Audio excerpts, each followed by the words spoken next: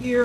Alderman Barnes. Here. Alderman Easterly. Here. Alderman Steph. Here. Alderman Walker. Present. Alderman Boyd. Here. Alderman Brown. Here. Alderman Mack. Here. Each of you have a copy of the minutes for June 18th, 2012. I'll entertain a motion to approve those minutes. Second. Moving properly second that the minutes of June 18th, 2012 be approved as presented. All in favor of that motion, please move by saying aye.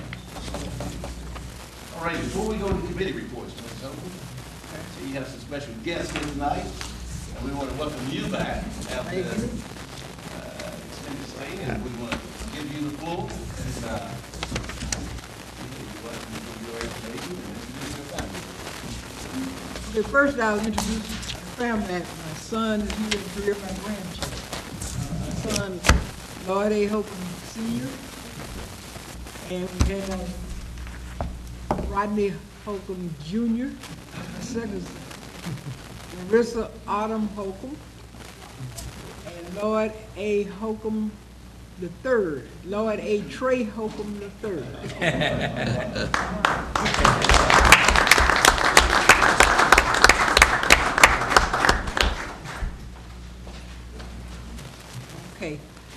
Okay, first of all, I'd like to say that I'm happy to be back tonight. And I have been out on sick leave.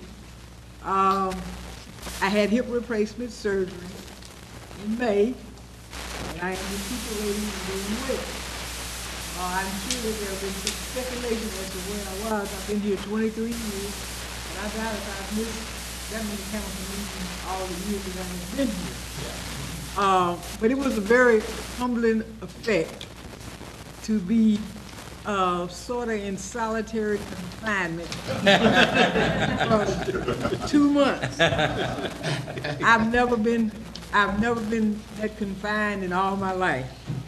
I've taught school 35 years, and I was never out of school over 3 consecutive days for being sick. That's a blessing. That's a real blessing. But I had the opportunity to think, reflect, and rest, and realize that there are 2 equalizers. That's death and sickness. All of us are going to have some sickness, and we surely going to die. Because if those equalizers weren't present, then we would have, I guess the rich folk would live. Yeah. The poor folk would die. Sam Walton would still be here, Rockefeller would still be here, and we'd probably be gone. But it's just 2 equalizers, sickness and death. And if you're fortunate, you may not get as much sickness. So I have been fortunate all my life not to have to be confined, but it happened to me, and it's a very humbling effect when you know that you're out for about 2.5 hours and somebody working on you, and you don't know if you're gonna wake up or not. So I'm glad to be back serving in this capacity, and some people ask us why do we do it. Well, I think we do it because we like to do it. And if we didn't like to do it, we wouldn't be here. So I'm back to do the very best that I can to serve this city, as I've always done.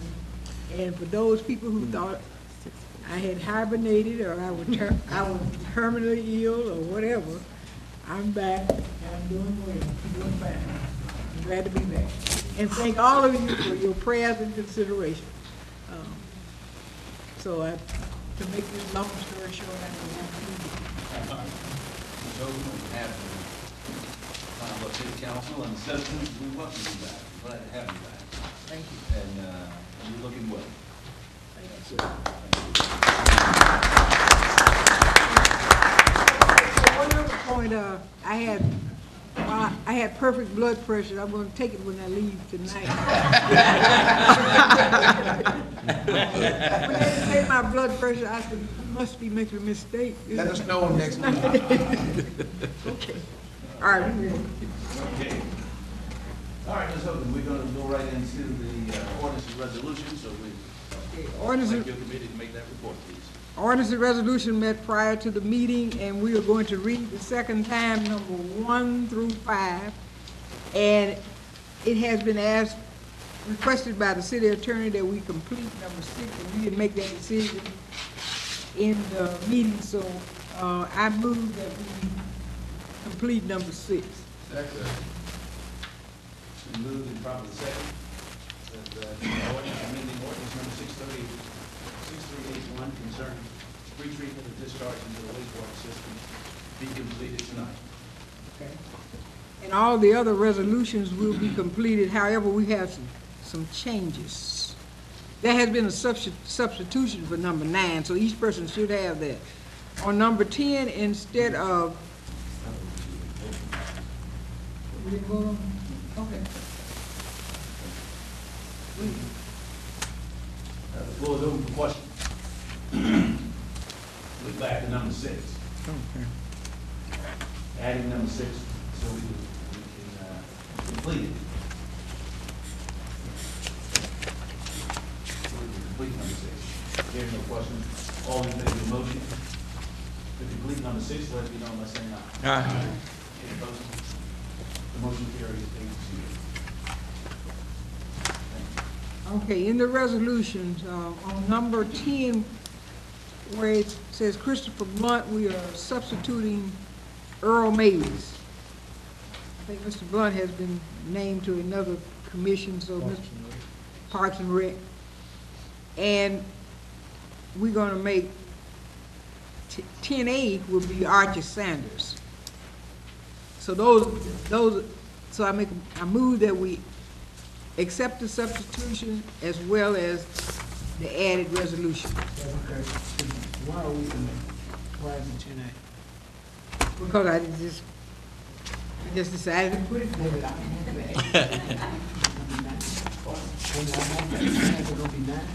No, we got a 10. You got a 10, I just made it 10A.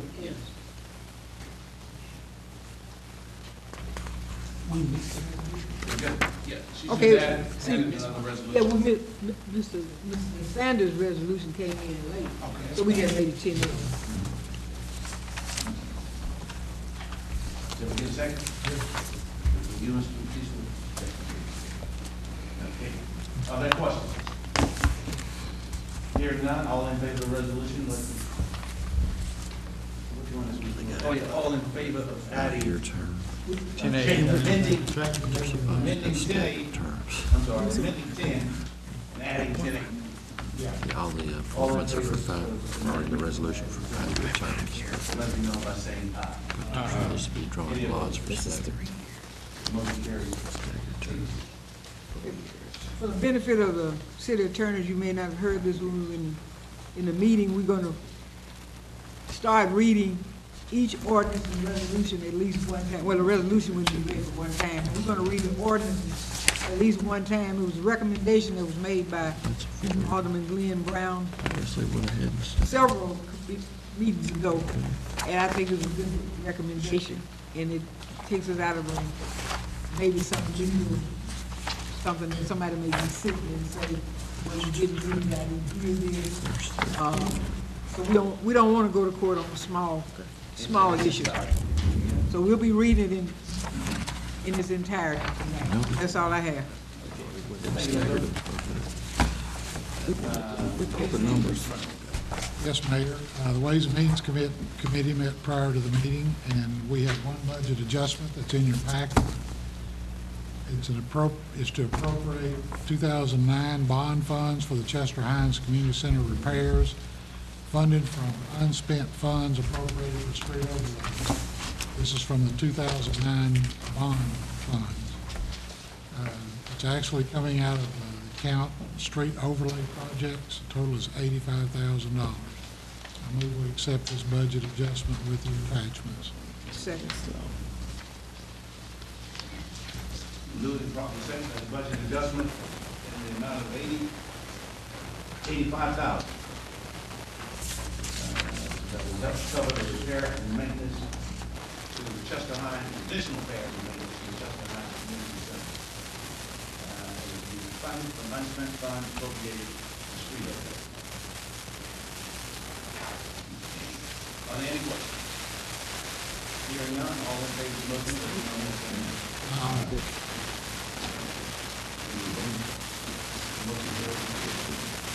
Mayor, I move that the bills that the city has been paid. So We did it probably second, then from the city speak. All in favor of that motion? Let me know by saying aye. That concludes our report. The curbs and stuff like that, but actually gutter. Next, we have, economic community development, Ms. Walker. Mayor, I do not have a report of sort, but I do have a question, I guess, from Mr. Miller. This infrastructure project, now, is this just a report of what the monies are spent for?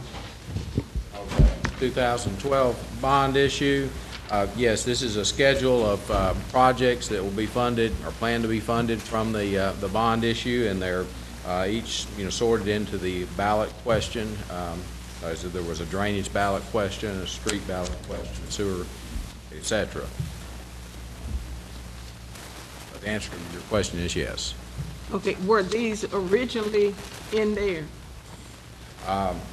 Yes, the specifics on the drainage did change because we got I believe it's an $850,000 grant for Pitt's Drain. And, originally we had planned funds for Pitt's Drain, and now they're not needed, so the curb and gutter projects have been added.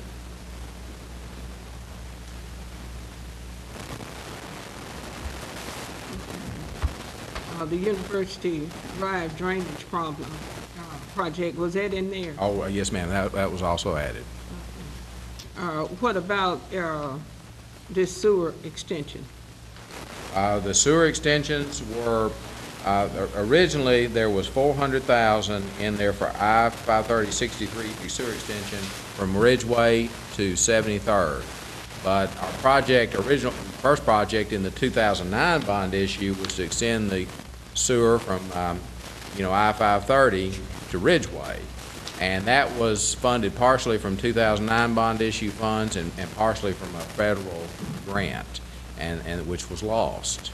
I think about 6 months to a year ago, the federal government withdrew that grant. And so that left us without enough money to get the project to Ridgeway. And what is proposed here is that we'll take $325,000 out of the the plan to take the sewer from Ridgeway to 73rd so that we can get it to Ridgeway. And then that leaves $148,000 to go towards the project to extend past Ridgeway. Won't get us all the way to 73rd, but it will be available for that. Okay, so you say that the government withdrew it, why? I don't know the reason. That was a particular grant that was earmarked. That our congressional approved the guidance, and it was earmarked through EPA, and they cut EPA's appropriation. And once they cut their appropriation, EPA withdrew allocations or appropriations that were made to certain communities. How long had we had this money, Steve? Access to it? Let's see, I think that grant was authorized in 2009, yeah, about the time we did the bond issue, they were paired together.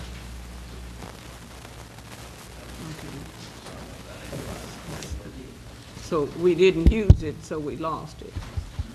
Well, Basically. if we had used it, it wouldn't have been there to take back. I think that's fair to say. Okay.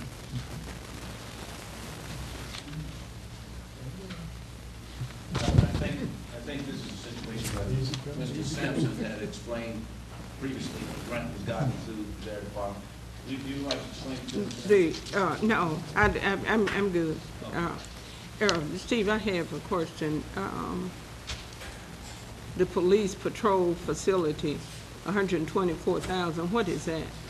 Well, our bond underwriter, we asked him to look at the ballot and the amount of available bond funds.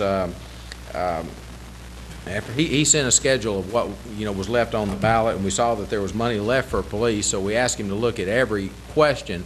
And what he explained, his calculations of the amount of construction funds were conservative. You know, that varies based on the interest rate and the issuance cost, and overall, he was just conservative. We know interest rates are lower. I believe they had estimated 4.75%, and rates are lower than that now. And so the result is there are more bond funds on each one of these questions, and our objective with this bond issue is to use all the authorized ballot funds except for the multipurpose center, which is in the parks ballot question, and the downtown streetscape project, which is in the street ballot question. Both those projects were planned with goals to get significant grant funding, and we have more work to do to campaign and get those grant funds. But all the other projects that were planned, the objective is to now get those funded. Well, because his calculations were conservative, we have $124,000 more in the police ballot question. We thought we had issued the full amount in the last bond issue, so that's good news.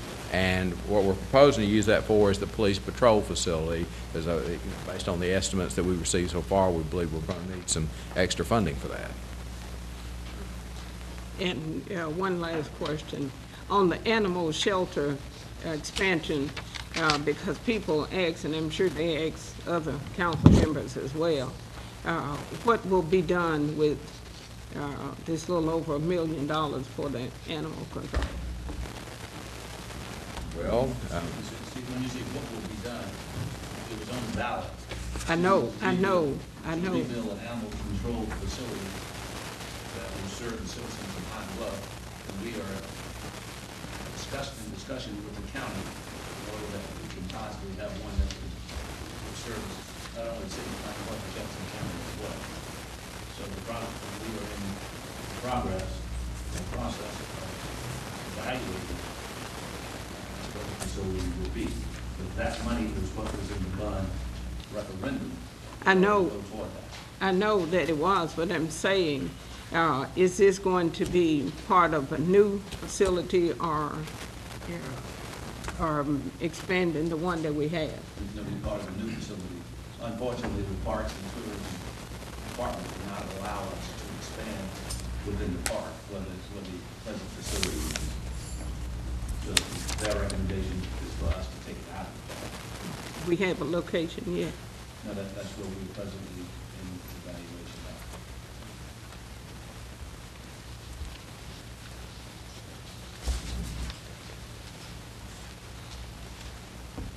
And the fire department improvement, facility improvement, that's which department is that downtown? That's just basically additional dollars that were not spent through the fire department bond proceeds, and the fire department will determine how it will be used and where it will be used. Hopefully, they will use it on either remodeling some of the existing facilities or the additional purchase of equipment. most of those funds were calculated by the underwriter. Again, that excess that he identified for us, there was about $53,000 that we knew we hadn't issued funds for because of a difference on the equipment schedule when we got a more detailed schedule from the fire chief. But it's at 491 minus 53 is about $435,000 that was identified, by the underwriter as additional funding that we have for construction costs due to his changing his assumptions, lower interest rates that we expect to get. I will say one thing, if I'm allowed to, and this was stressed to me in the last bond issue, is that this is the time, if there are any problems from the council or any reason to delay or adjust this or stop it, this is the time to do it, because the next meeting, the bond underwriter and the bond attorney will come down and they'll present the results of the transaction to the council. And of course, the bond ordinance for approval by the council, but by that point, the bonds would have been sold. So it'll be very difficult to unwind all that and at that point. In fact, it's never happened in the state of Arkansas that, after the bonds are sold, that the council didn't approve the bond ordinance. So, this is the time if there are any issues with this to bring them forward. Did you say that they would be down here? Yes, ma'am. They will be here at the next council meeting. The attorney, Shep Russell, and Kerry Smith from Stevens.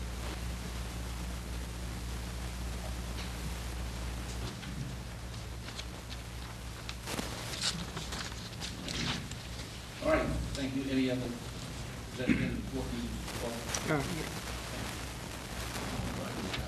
Public Health and Welfare. Sir, Mayor, thank you. We didn't have a meeting, but I had a few things I want to go over. The illegal dumping has slowed down in the Fourth Ward and certain areas that we had that were our bad spots. Inspection Department is cutting the lots, a lot of the lots in the Fourth Ward and all over the city of Pine Bluff. And if you have a problem with lots, you can also call 730-2020. Inspection Department. The Street Department is also cutting a lot of the ditches in the Fourth Ward, also, as well as Pine Bluff. And you can call the Street Department at 543-5101. Actually, people in the Fourth Ward and the city of Pine Bluff also to be more proactive as far as they see suspicious people in the neighborhood, call 541-5300 or call 911 and just be more proactive in helping us reduce crime. And to the council, I also had a question. A lot of citizens asked me a question about why the gas prices higher in Pine Bluff than our surrounding towns. I don't have an answer for that, but I just want to let the full council know that I don't know. Just want to let you all know. Thank you, sir. What did you say, Alderman Moore? I told them that it's about 15, 20 cents higher in Stuckler, so it's not, Pine Bluff not the highest. Oh, okay. Okay, Public Works. The only thing we have now is, that's what we passed on number 6, and also, Mr. Matthew has some more information he's going to present to us, during this time.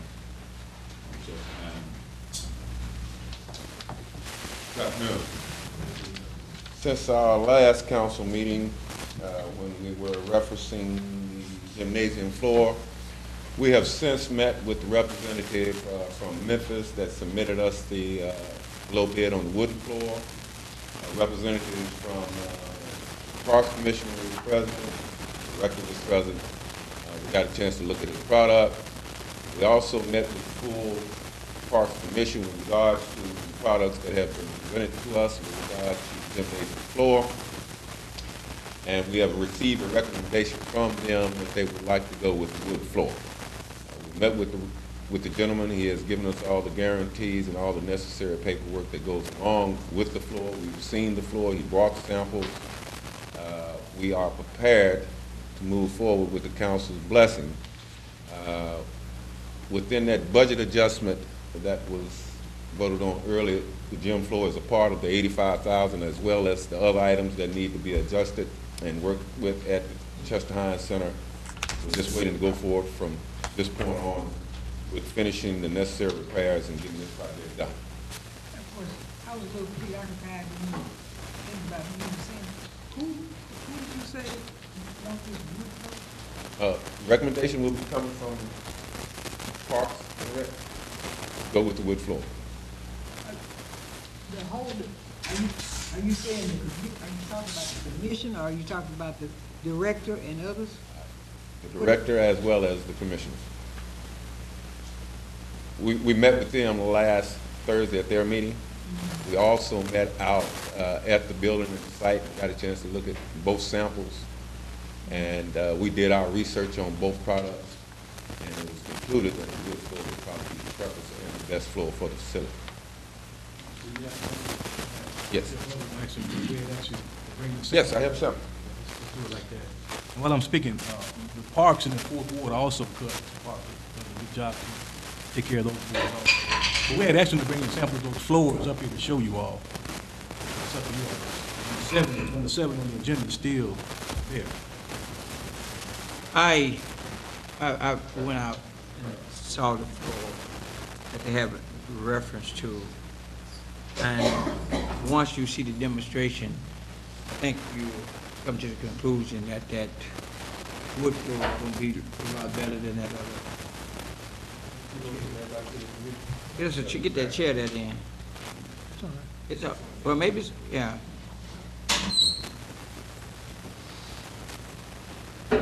Yeah. See it better on the floor.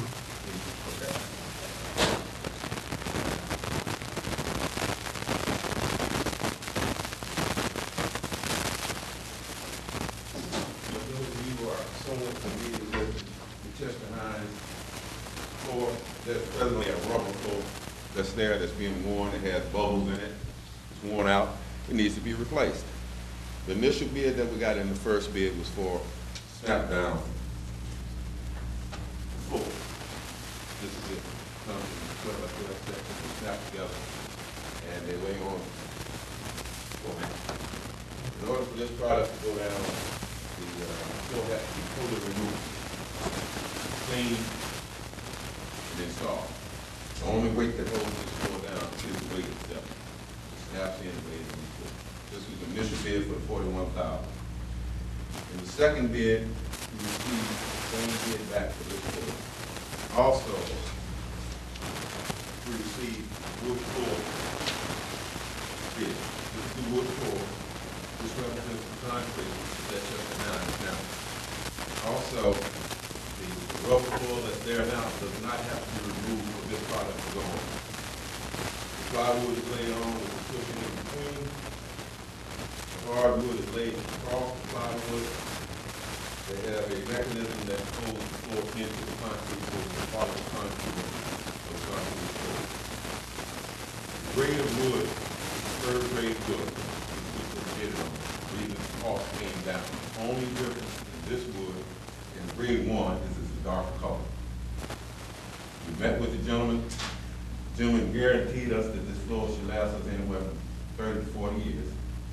He also has a warranty for this product for a year on labor and material. He'll also, as long as we keep the maintenance, which this floor has to be cleaned and treated each year, for $1,500. He will come in for each year that we have, he'll replace any bad woods, resurface the floor, restripe the floor, do all the necessary things that the floor has to be done. Ordinarily, even if we didn't take it out, we would still have to do it, replace all the parts. The floor will sit just as it is here. The weight of the floor, you can see the difference between the two. After the commissioners, as well as some of the aldermen, that came, saw the product, kind of unanimously agreed that we would go with our product. Ms. Parker, are you in agreement with that? Can you scan it to the audience too, right quick? The citizens? And I've also spoken to Ms. On, who is our, overall of our bond projects, our engineer with ETC about this. And he said his recommendation would be to go with the wood floor, and that he always prefers a wood floor. The only concern we have are with the moisture in the building and the fact that it's not heated and air conditioned, the expansion of the wood, that they're assuring us in their warranty that if we do incur any of those problems, that they will take care of. Okay. Yes or no, yes, are you in agreement with this? Yes, ma'am. After speaking to Ms. On, and, Zon does all the new facilities lately, he said there's a problem with getting dirt in between the cracks on this floor.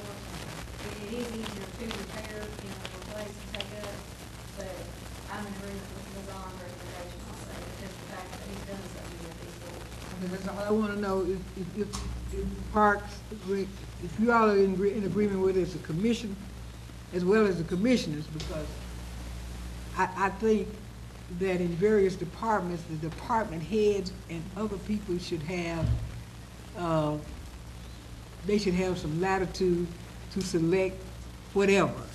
Because all of a sudden, everybody gets to be an expert when we start on these projects. I don't know anything about neither one of them. I know more about floor in the last 2 weeks than I've ever known in my life.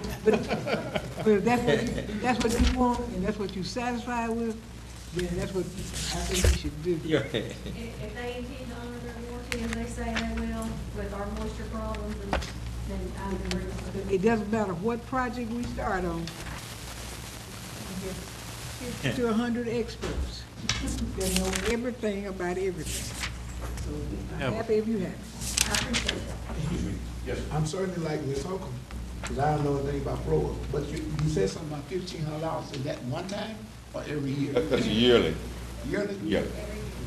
We will have to clean and treat the floor even if we don't take it. What he's saying is, you take it, he'll come do it. He'll also repair anything that has gone wrong in that period of time, every year. No, you can't beat that.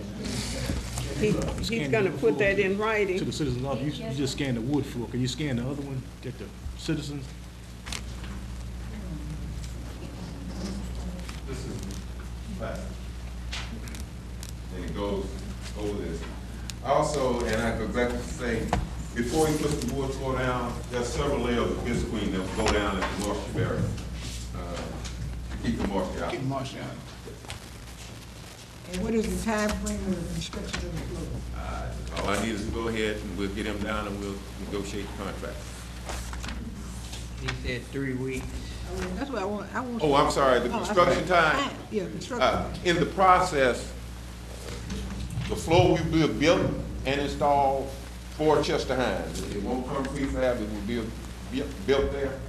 There's a curing time so that the wood will not go of about 2 weeks, or 3 weeks. And then for him to complete it, he said the construction's from 3 to 5 weeks. Thank you. Are there any other questions?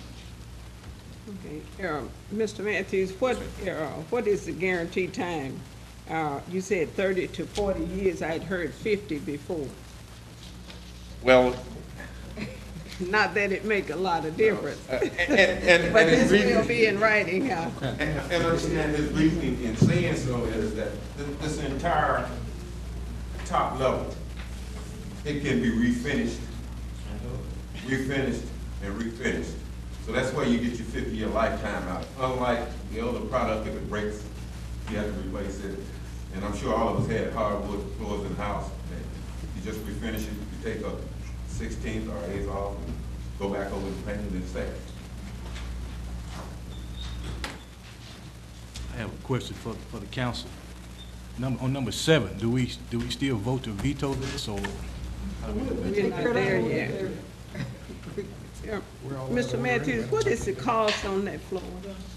On that floor, the cost on that floor Which one is this was? $35,736. Okay, so it's the sports. But that was with him going back and adding all the extra anchors there. Yeah. So that's one. Yes, ma'am. Cost gonna be around 41,000, right? There are some other things that he's recommending that I told him we'll have to look at.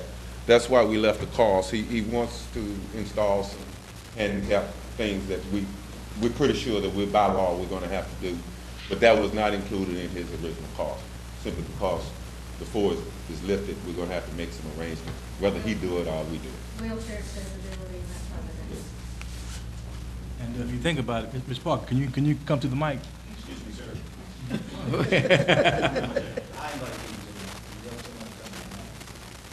Yes, sir. Yes, sir. But the thing about it, You want her to come? yes, sir. But let me say this here. The added cost on that 35 would be that 1,500 every year, so it's still gonna be an added cost to the floor. No, the 1,500 will be a maintenance item. It won't be Every a- year. It won't be a facility improvement, it'll be a maintenance item. Since I was hoping a question, I just want to say through the mic. Oh, I just said I spoke to Mazan this morning about the floors and the differences in the two floors, and Mazan has built several of the facilities that we went and looked at. And he said, as far as he was concerned, if it were his choice, he would go with the wood floor. But my concerns were about the moisture and no air, no heat, and the expansion of the wood. But if they guarantee their warranty like they say they will on the floor, and that they're gonna take care of any problems we may encounter because of the moisture problems, then I'm for it. I think one of the things he was gonna do is leave that final floor down, create more. Right. Yes. Well, therefore, it will have double protection as opposed to taking the. Yeah, my only question was, when he talked to us, the bid he originally bid, it didn't have the different spikes all the way down, like 6 different spikes in the floor itself to hold it down, and he said if you don't have that many, you're gonna have dead spots. And we told him we would want the floor to have all of those, you know, as many spikes as they could put in it. I'm not sure if that's the term. Anchors, there you go. But we don't want all the dead spots in the floor, so we wanna make sure that's included in that price. Can you also mention about the volleyball poles built in the floor and the painting of it? Now, Who was speaking of that? Yeah, he should be doing that for us also, yes.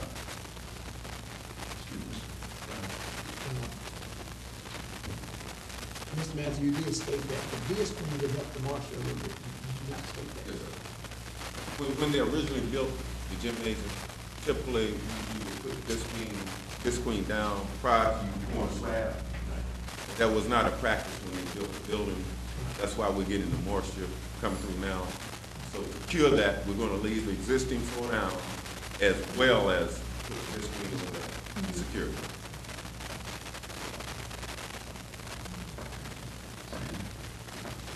But once he gets everything drawn up and in the contract, I'll have my commission go through it and make sure it has everything that we had requested in it also. Thank you, Mayor. Thanks. That's it, man. Okay. Moving on to development and planning. No report, Mayor. I have, Alderman Steps. I noticed that we have allocated lots of money for tearing down houses. And I'm concerned about this commercial property that has seemed to gotten on the back burner, particularly downtown. I was addressing this issue probably a year ago. And I don't see anything that's being done down there to make those property owners, the ones that's got the dilapidated property, to make them do anything about it. I think I probably started addressing this probably around homecoming time, because I started thinking about how proudly we ride in a parade down the Reagan Street, waving and pigeons flying and building. I mean, people, it's almost hazardous to even stand up there and watch the parade. So it's been a lot of emphasis put on tearing down these old structures, and I agree with that. I agree with that wholeheartedly. We have a lot of old houses in various neighborhoods that need to be torn down. Particularly, well, just about every area. Over in the area where Highland Church is, where they built a mega church. A lot of old houses, they need to go. They tore Loma Linda down. That's great, that's a plus. But when we start talking about tearing down structures, we never talk about tearing down any commercial sites. It's very hazardous downtown to even go down there.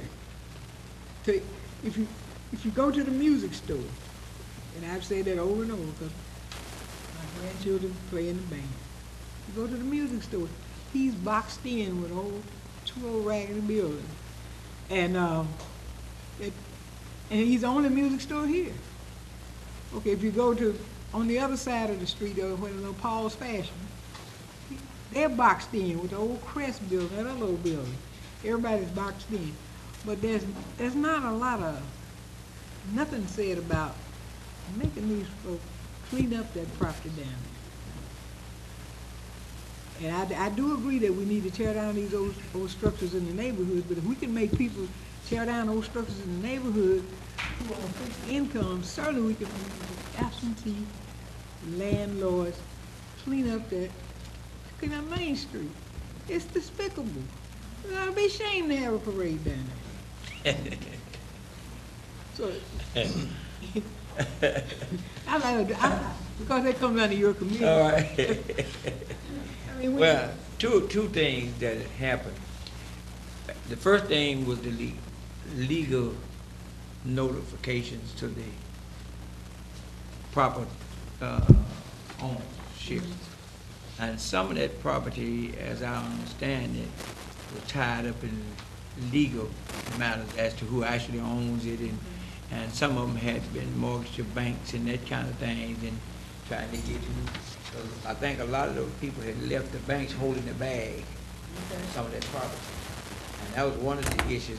Another thing we were talking about, we were concerned about, as far as about getting the people from the Department of Correction to come in and do some of these things for us. But because that some of these properties has asbestos in it, the corrections department people cannot go in there. And so as a result, that blocked us from being able to go in there and tear down some of these properties. And that's what's costing us more money now, even with some of these houses, because a lot of them got asbestos in it, and we can't get the outside support to help out with those. I understood, but, I mean, we got lots of brilliant people. And if you start a project, everybody knows everything. Right. Everybody needs to, we need to know how to clean that main street up. You have people from all over the world here in a parade, in a raggedy.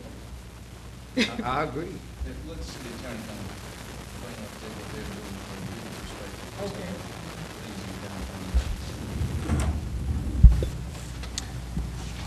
As Mr. Steps indicated, that we have been in communication with ADC, and they will not tear it down unless there has been asbestos test to show that there's not asbestos in the building.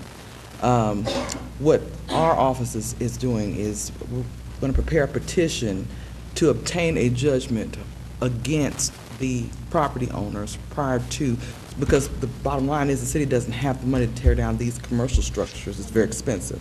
So our patterned after a lawsuit that was filed in the city of Morrilton, we want to file the similar type petition to require that they have to either a judgment for the amount that it's going to cost to tear down the facility, or requiring them or forcing them to tear it down. When we were at the AML meeting last week, they talked about maybe we could pass additional legislation which may suspend driver's license, and because at this point, if they don't do anything, the buildings are just sitting dormant and they have no incentive to actually tear down the structure. So we may consider some additional legislation to suspend their license or increase the fine so that they're motivated to tear down their property. Thank you for enlightening me, but I think it's an issue that this really needs to be addressed. I mean, I have, okay, I have a question. The building, what was it? It was a hardware store? Yes. Are you speaking of one of the state and board? Yes, so does that have asbestos? Yeah, If it does, it's all over Pine Bluff anyway, because it's completely open. Or assume the fact that they do have asbestos being at the age that they are. That's one of the buildings, I think, that you guys are working with the owner, or Joe Matters, that yes. that's one of the owners that the city attorney's dealing with. Okay, well, we probably really need to check that one, because if it has asbestos, well, then it's detrimental to the people that works at Simmons Bank that use those parking lots, the beauty shop, and the museum, and all of that. Yeah, it's by the. Because it's completely open. ADEQ, Arkansas Department of Environmental Protection, is the fact that we have to make the assumption that each building, based on its age, has asbestos in it. So, you know, we do a test. That's the only way we can certainly determine what they do. We have to operate under that assumption. Okay, but that's what I'm saying. If it's assumed that it is, we might need to check that one first, because it's completely open. Well, that one is presently one of them that they're looking at for litigation. That's why they blocked it off. They blocked all that off. Places like that, I know that we are not building anything, well, that's of course, now I'll ask the city attorney. I'll ask her. Mayor Reeves, may I say something? I agree with Alderwoman Holcomb. I mean, something needs to be done, and I agree with Alderwoman Walker. Basically, what she's saying, though, is there any way we can take air samples down there to see if it's in the air? I don't know anything about any air samples. I think that's probably something you probably would have to Actually address do it. with ADE. I don't think it has to be like 20. Oh, Ms. Ruth, Missy, I'm sorry. Ms. Ruth. I didn't see you. I'm sorry, I thought you weren't here. This is a problem until you start messing with it. Yeah. There's no problem with it until you start tearing the building down, and that's when you get the problems with it. Well, not all the time when you tear it down, if it's like, if the ceiling is disturbed or something. And that building, everything is disturbed. Question on the floor. Okay, when the building is collapsed and it's too dangerous to go in, our inspectors do not go in and test it. And based on the age and the condition, we assume that it is asbestos. Now, we would have to pay someone to go in and test it, but we are in the process of trying to put all the responsibility on the property owners through the city attorney. So we are continuously tagging and notifying all owners of buildings that are in dilapidated states. It's just taking a little time.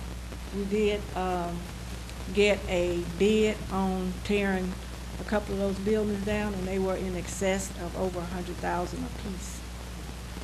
And these were asbestos contractors. Therefore, we were working through litigation, to see if we can get the owners to Mr. Johnson with So you are trying to- wastewater, he does parameters in the water testing, right? Y'all don't test air? Okay, I mean, it's like you say, it's an issue though, it needs to be addressed, and it's really not funny either, because it needs to be addressed. Thank you. Okay, we're gonna move on to traffic mitigation on the ground. No report, Mr. Mayor. However, Ken Johnson is here, and he's gonna give me a report on, we have some visitors tonight, if you will. Yes, sir.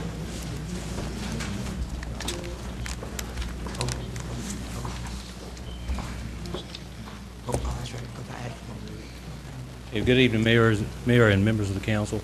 I wanted to kind of talk a little bit about the BPA, the Black Powers of America flying that we had at Ryder Field during Memorial Day weekend. Was another successful event for Pine Bluff. This is the 16th year, or was the 16th year the BPA came back to Pine Bluff. We had approximately 100 pilots to come as far away as California to participate. We flew 148 kids in the weekend, gave them the first exposure to aviation under the heading of name of the Young Eagle. So just an overall good time event for BPA as well as the city of Pine Bluff. They look forward to coming back to Pine Bluff in 2013, making the 17th year. And again, we really appreciate the city council, the aviation commission, and all the people that played a very instrumental part in this overall endeavor for Pine Bluff, because we use the fly-in to kind of captivate the attention of youth, because you never know where they might go in life. This would serve as an instrument, hopefully, toward their success, and we use aviation toward that as a means in trying to motivate them toward successful lives and successful endeavors long term. So again, we certainly appreciate that. While I had the floor, is it okay for me to talk a little bit about the terminal project? Yes. Okay. The terminal project at the airport, we're just about to complete that. I'm serving as chairman for my term coming up. So the overall Aviation Commission, we should have the project completed this month. We're about 90% toward that goal. So again, we will keep you posted about that, and it will be completed this month, and look at having a ribbon cutting ceremony, inviting you out to look at our new terminal for the city of Pine Bluff at Ryder Field Airport. Any questions? Thank you.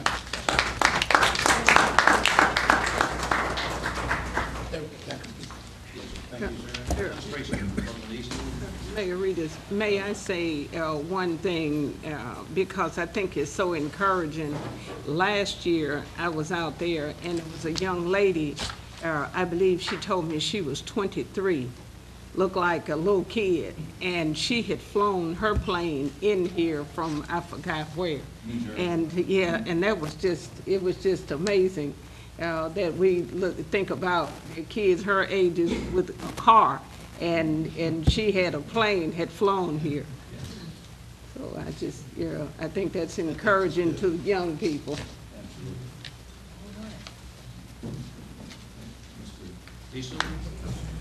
Thanks, Mayor. I'm on the administration committee, and I had this problem last year, and now here we are again. This is the second day of July, and we have not yet procured retirement reports for our employees. I mean, we've gone from being ridiculous to absolutely, totally, absurd and shameful that we can't get that for the employees of this city.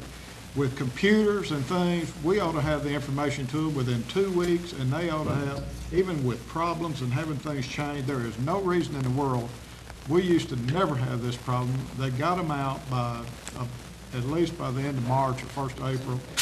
And here it is, we're over halfway through the year to next year for another time for another report to be out, and we haven't seen anything. And something has got to be done. I mean, that's embarrassing for a city this size to have 500 or whatever employees we have out here, and they can't even get a report on the retirement accounts because, and for whatever reason, on what it is, but something needs to be done. And that concludes my report. Thank you. We had a meeting with the actuary, dealing with an additional matter, and that message came up. We do have a meeting scheduled this 24th of July. The 24th of July? Yeah, we have a meeting scheduled then, and hopefully. So you're saying there's still gonna be no reports? No, we anticipate by then, you know. I wish I could give you an answer on why this firm does not provide us with the reports from time to time, but as a board, we will address that with you. And we can fire them, can't you? Well, we fired the last one, we just got this one, so. I mean, in this day and age, when you've got, with computers, whatever information needs to go to them as of December 31st, it's in that computer. It ought to be able to be sent to them electronically in the first week, and they ought to get started on it. If there's any problems, those ought to be taken care of within a matter of time where the reports. Well, they're getting the information that they need, so that's the baffling part of this whole situation. They are receiving information, you know. Well, even if there are certain reports or certain individuals or something's changed, the rest of the reports ought to come out that there's no problems with. They ought to get theirs, and then a letter ought to be sent to one saying, we have to do some further detail. We've got to have some more information on yours. Something ought to be done. The regular reports ought to be out. There's just absolutely no reason for this. Well, the board will address it with them on July 24th, so that's one of the issues that the board. I've been on this for 2 years now, and I'm tired of treating our employees like second-rate citizens.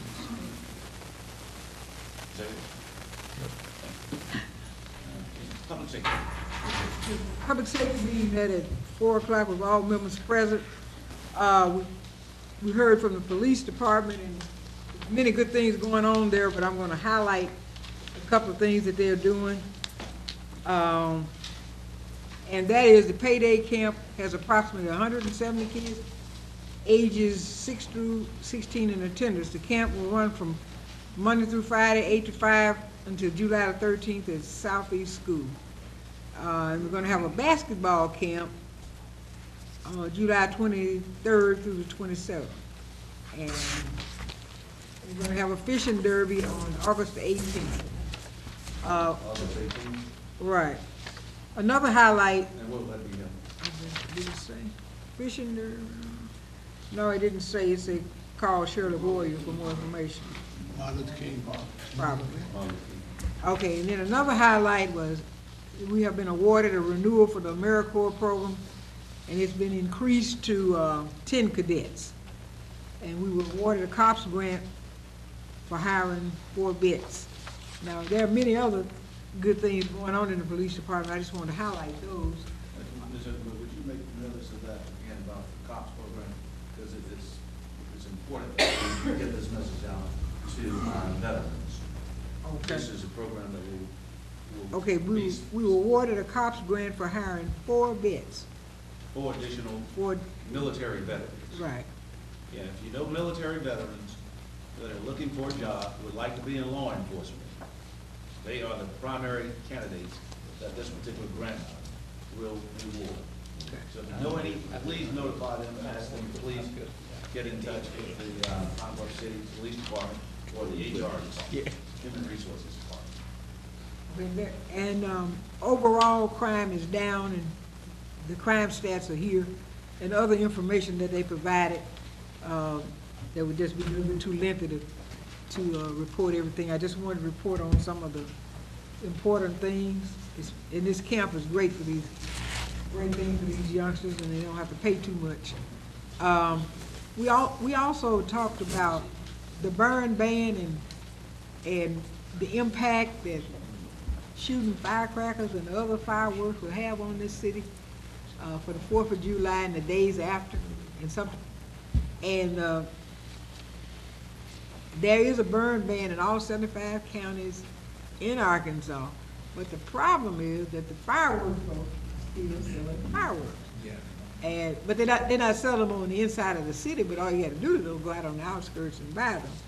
So I was informed that they have something in place to curtail some of that activity that's carried on with the fireworks, because we do not want any fires. It wouldn't take too long to burn down these neighborhoods if a big fire started. It would be worse than Colorado. Okay. In the fire department, they have finished their fire academy, and they have a number of things that they're doing that's good. In your report, it will tell you all about the number of calls they had, the number, all kinds of calls, destruction fires, vehicle fires, brush and grass, EMS calls, even the false calls. So they do go, both departments go to a lot of trouble to do monthly reports. So please read them, because I do not have time to say everything that they have said to me. All right. Okay. In District Court 2, Mrs. Young came forward with a proposal for a new position that will be forwarded to the administration committee for the administration committee to consider this proposal. And Mr. Easterly will be calling a meeting. What did you say? She's gonna call me when I get back. Oh, she's gonna call you, okay. Yeah, She's gonna call you. We'll set a time for it. And a time will be set. Okay, for animal control, there was no report. For former weed and seed, there was a report that they will be going to New Orleans for a program on July the 16th, and it's called Take a Stand to Keep Your Seed Drop-In and Mentor Summit, 39th Annual Conference and Training Institute of the National Association of Blacks in Criminal Justice. From that's Monday, July the 16th, from 9 to 4. And 45 students will go from the Dalloway School District. They will have a chartered bus to take these 45 students, and that will be a good experience for them. And he's also soliciting funds. So if any of y'all have your checkbook ready, you can write in the check. And the last thing that happened today was Mr. A.W. Nelson came in and did a nice presentation about the building that he owns, the building at 200 East 11th Avenue, as a possibility for a police facility. If anyone wants to look through this packet, you're welcome to do that. He gave a very good presentation. The committee members were very amenable and excited about this building, but our excitement doesn't make it happen. But that's what we passing on to the full council, that we were excited about this particular building, and I wish that everyone could have seen the slide presentation, but he probably could do that in the future. And I think that's all I have. All right, thank you. We're gonna move on to our ordinances. Would you read first motion, please? Ordinance amending section 7-46 of the Code of Ordinances of the City of Pine Bluff, Arkansas, and adopting the 2012 edition of the International Building Code up for the second reading. Whereas upon the recommendation of the Inspection Department, the City Council finds that adoption of the 2012 edition of the International Building Code is in the best interest of the City of Pine Bluff. Now therefore be it ordained by the City Council of the City of Pine Bluff, Arkansas, Section 1, that the 2012 edition of the International Building Code is hereby adopted as the standard for the City of Pine Bluff, Arkansas, replacing the 2006 edition thereof. Section 2, that Section 7-46 of the Code of Ordinances of the City of Pine Bluff, Arkansas is amended to read as follows. There is hereby adopted for the City the building code known as the International Building Code, being particularly the 2012 edition thereof, with subsequent amendments and revisions and the whole thereof, save and accept such portions as are herein deleted, modified, or amended, of which is not less than 3 copies, has been now filed with the clerk, the office of the city clerk, and is hereby adopted and incorporated as fully as set out here at length herein. Place it on the calendar. Is that what has to come to my committee? Oh, send it to the committee. Yeah, send it to my And committee. that's the second reading. Right. Okay, we have an ordinance amending section 7-161 of the Code of Ordinances of the City of Pine Bluff, Arkansas, and adopting the 2011 edition of the National Electrical Code of the National Fire Protection Association up for the second reading. Whereas, upon the recommendation of the Inspection Department, the City Council finds that the adoption of the 2011 edition of the National Electrical Code is in the best interest of the City of Pine Bluff. Now therefore be it ordained by the City Council of the City of Pine Bluff, Arkansas, Section 1, that the 2011 edition of the National Electrical Code of the National Fire Protection Association is hereby adopted as the standard for the City of Pine Bluff, Arkansas, replacing the 2008 edition thereof. Section 2, that the Section 7-161 of the Code of Ordinances of the City of Pine Bluff, Arkansas is amended to read as follows. There is hereby adopted for the city the electrical code known as the National Electrical Code of the National Fire Protection Association, being particularly the 2011 edition thereof, with subsequent amendments and revisions, and the whole thereof, save and except such portions as are hereinafter deleted, modified, or amended, of which not less than 3 copies have been filed in the office of the city clerk, and is hereby adopted and incorporated as fully as if set out herein. That link herein. Send it to the city. Yeah, send it to the committee. Okay, we have an ordinance amending section 7-181 of the Code of Ordinances of the City of Pine Bluff, Arkansas, and adopting the 2012 edition of the International Residential Code up for the second reading. Whereas, upon the recommendation of the Inspection Department, the City Council finds that adoption of the 2012 edition of the International Residential Code is in the best interest of the City of Pine Bluff. Now therefore be it ordained by the City Council of the City of Pine Bluff, Arkansas, Section 1, that the 2012 edition of the International Residential Code is hereby adopted as the standard for the City of Pine Bluff, Arkansas, replacing the 2006 edition thereof. Section 2, that Section 7-181 of the Code of Ordinances of the City of Pine Bluff, Arkansas is amended to read as follows. There is hereby adopted for the city the Property Maintenance Code known as the International Residential Code, being particularly the 2012 edition thereof, with subsequent amendments and revisions, and the whole thereof, save and except such portions as hereinafter deleted, modified, or amended, of which not less than 3 copies have been filed and are now filed in the office of the city clerk, is hereby adopted and incorporated as fully as if set out at length herein. Send it to the committee. An ordinance amending section 7-226 of the Code of Ordinances of the City of Pine Bluff, Arkansas, and adopting the 2010 edition of the Arkansas Mechanical Code at the second reading.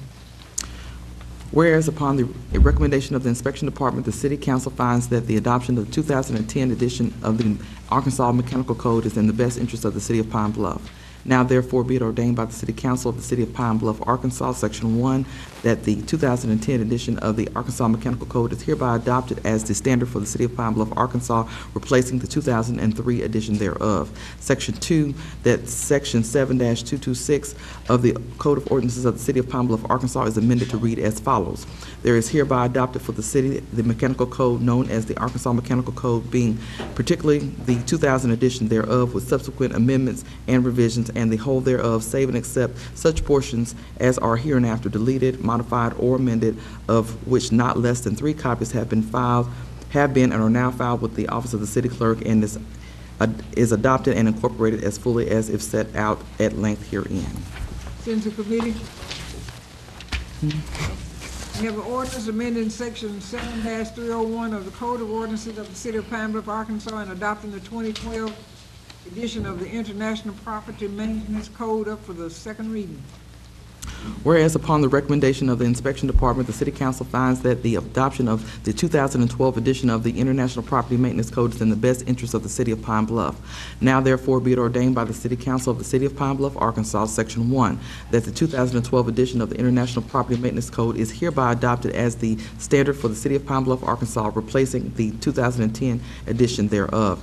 Section 2, that Section 7-301 of the Code of Ordinances of the City of Pine Bluff, Arkansas is amended to read as follows. There is hereby adopted for the city the Property Maintenance Code known as the International Property Maintenance Code, being particularly the 2012 edition thereof, with subsequent amendments and revisions, and the whole thereof, save and except such portions as are hereinafter deleted, modified, or amended, of which not less than 3 copies have been and are now filed in the office of the city clerk, is hereby adopted and incorporated as fully as if set out at length herein. Send to committee. Yes, sir. My committee meeting is standing second Tuesday before the second council meeting, which is gonna be Tuesday at 10 o'clock. Okay, I'll do it this week. Next Tuesday. It's the 10th, Okay. isn't it? Yeah, July 10 a.m. 10 a.m. Mayor's conference. Yes, sir. My meeting is standing. All righty. Okay. Full slate. Yes, sir. Your life is an open book.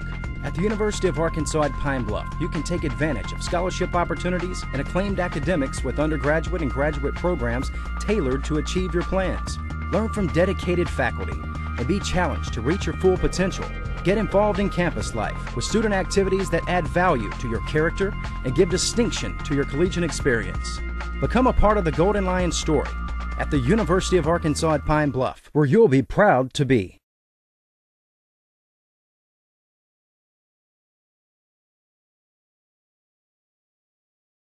Your life is an open book. At the University of Arkansas at Pine Bluff, you can take advantage of scholarship opportunities and acclaimed academics with undergraduate and graduate programs tailored to achieve your plans. Learn from dedicated faculty and be challenged to reach your full potential. Get involved in campus life with student activities that add value to your character and give distinction to your collegiate experience. Become a part of the Golden Lion story at the University of Arkansas at Pine Bluff, where you'll be proud to be. Have ordinance amending ordinance number 6381 concerning the pre-treatment of discharges into the wastewater system up for the first reading. Whereas the City of Pine Bluff is required to implement a local pretreatment program as mandated by the Federal Environment Protection Agency, EPA, whereas ordinance number 6381 was adopted on or about February 21st, 2012. However, section 7.1F was inadvertently omitted from said ordinance and should be amended to include section 7.1F. Now therefore be it ordained by the City Council of the City of Pine Bluff, Arkansas, section 1, section 7, power and authority of inspectors, subsection 7.1 of ordinance 6381 is amended to add subsection F.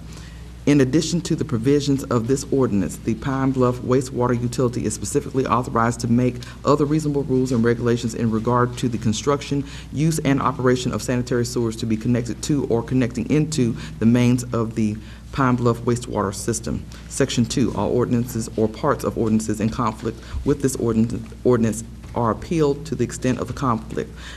Section 3, the provision of this ordinance is declared to be severable, and the holding by a court that any part thereof is invalid shall not invalidate the remaining parts, which shall be given full force and effect minus the invalid provision. Move to suspend the rules, place the ordinance on second reading. Second. May we have a roll call, please? Alderman Holcomb. Aye. Alderman Drummond. Aye. Alderman Easterly. Aye. Alderman Steph. Aye. Alderman Walker. Aye. Alderman Boyd. Alderman Brown. Alderman May. Aye. An ordinance amending ordinance number 6381 concerning the pretreatment of discharges into the wastewater system. Move to suspend the rules and place the ordinance on third and final reading. Second. Been moved and properly seconded that the ordinance amending ordinance number 6381 concerning the pretreatment of discharges into the wastewater system. May we have a roll call, please? Alderman Holcomb. Aye. Alderman Drummond. Alderman Easterly. Aye. Alderman Steph. Aye. Alderman Walker. Aye. Alderman Boyd. Alderman Brown. Alderman May. Aye. An ordinance amending ordinance number 6381 concerning the pretreatment of discharges into the wastewater system. Move for adoption? It's been moved and properly seconded that ordinance amending ordinance number 6381 concerning the pretreatment of discharges into the wastewater system. Floor is open for discussion. Hearing none, all in favor of the ordinance amending ordinance 6381, let it be known by saying aye. Aye. Any opposed? The motion carries 8-0. I have a resolution. Oh, I'm sorry, is that emergency clause on that? She didn't say. To emergency clause on it? No. Is this complete? No, I didn't put one on it. No. Would it go into?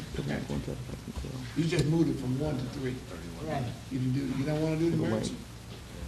I would. It would have to be included. It's been legislation. Well, if it's not one, it doesn't need to be. If it's not in there, then we can't do it. He said doesn't need it, okay. We have a resolution to override the mayor's veto of resolution number 3492 passed June 18, 2012. Whereas the mayor elected to veto resolution number 3492, a resolution entitled, "A Resolution Authorizing and Directing the Mayor to Execute a Contract with Sports Court of Arkansas to replace the gym floor in the Chester Hines Community Center," which was passed on June 18, 2012. And whereas it is the desire of the council to override the mayor's veto of said resolution.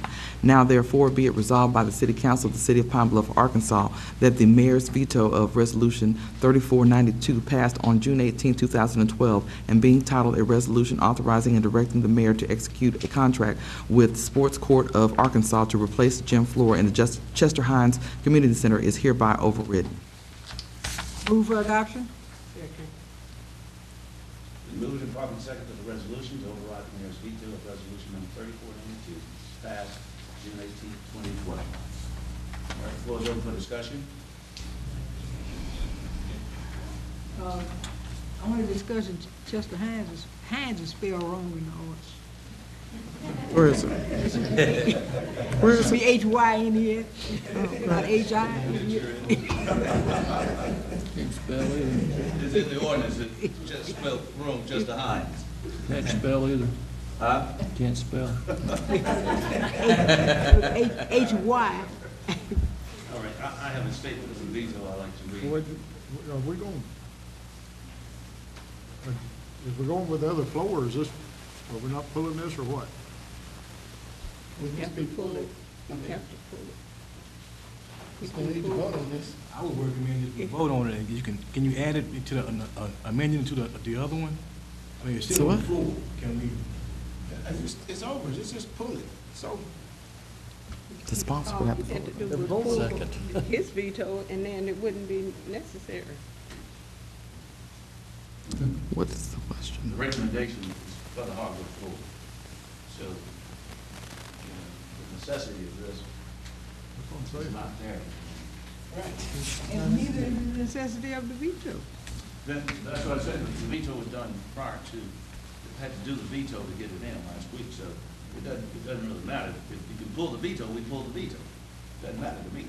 Well, that's Pull the veto. Can you pull the veto? Yeah. Senator? He says no. I never heard of this. I need. But Ms. Holcomb can pull her legislation. No, the veto, you can't pull the veto, but you can pull this resolution overriding the veto. Your status says you have a resolution directing you to execute a contract with Sports Center. If you pull the veto, that legislation, if you could, which you cannot, but if you could, that legislation would then be alive and be in effect. What are you saying now, Joe? What are you recommending that the council does? Well, if your desire is to allow that veto to be sustained, then you could either vote down this resolution, or the sponsor and the second could withdraw their motions. We still off. Is this person, their sports court, are they the one that's doing the other floor? At the what floor? That was the first floor. Oh, these the same people? No. Okay. Yeah, the recommendation is for the hardwood floor. You know, We need a, well, you know what, I see this as twofold. When you vetoed it, that meant you didn't respect what I had done. So when I say I would override it, I don't respect what you have done. No. So why should I pull what I have done, and you, and what you have done is still there? There was a certain amount of disrespect. No, to there was ve- no disrespect to- whatsoever. To veto it in the first place. Yeah, there was no disrespect. And the second part of the disrespect, we only got the explanation, 2 minutes before, you know, we kinda slow, so we didn't have time to absorb it, we just got it. So you can do whatever you can do whatever you wanna do, but this is the way I see it. It was disrespect to veto it, and then it, If I may say myself, Hopkins, yes, sir. they say it's not audible or orderly to pull the veto. The next thing we could do is pull the original piece of legislation before the veto. And that's where Alderman Mays comes in, or board. Because we've decided on the floor. We've already decided on the floor already. Well, wouldn't it be proper to vote this tonight and amend the original? I don't think we need to go through that. We just send ourselves through some more press work that we don't have to go through. That's just more press work that we don't have to go through. We're gonna get, everybody's gonna be satisfied with this. So he can't pull the veto. So the best thing to do is to just cut the press work out and just say we pulled the other one out because everybody's happy. That still doesn't take care of the veto. I'm trying to, Withdrawn legislation I'm trying to will hear no what Joe longer- had to say. Then the veto will stand, right? Yeah, excuse me. The veto is what is in effect now. If you take no action, it stands.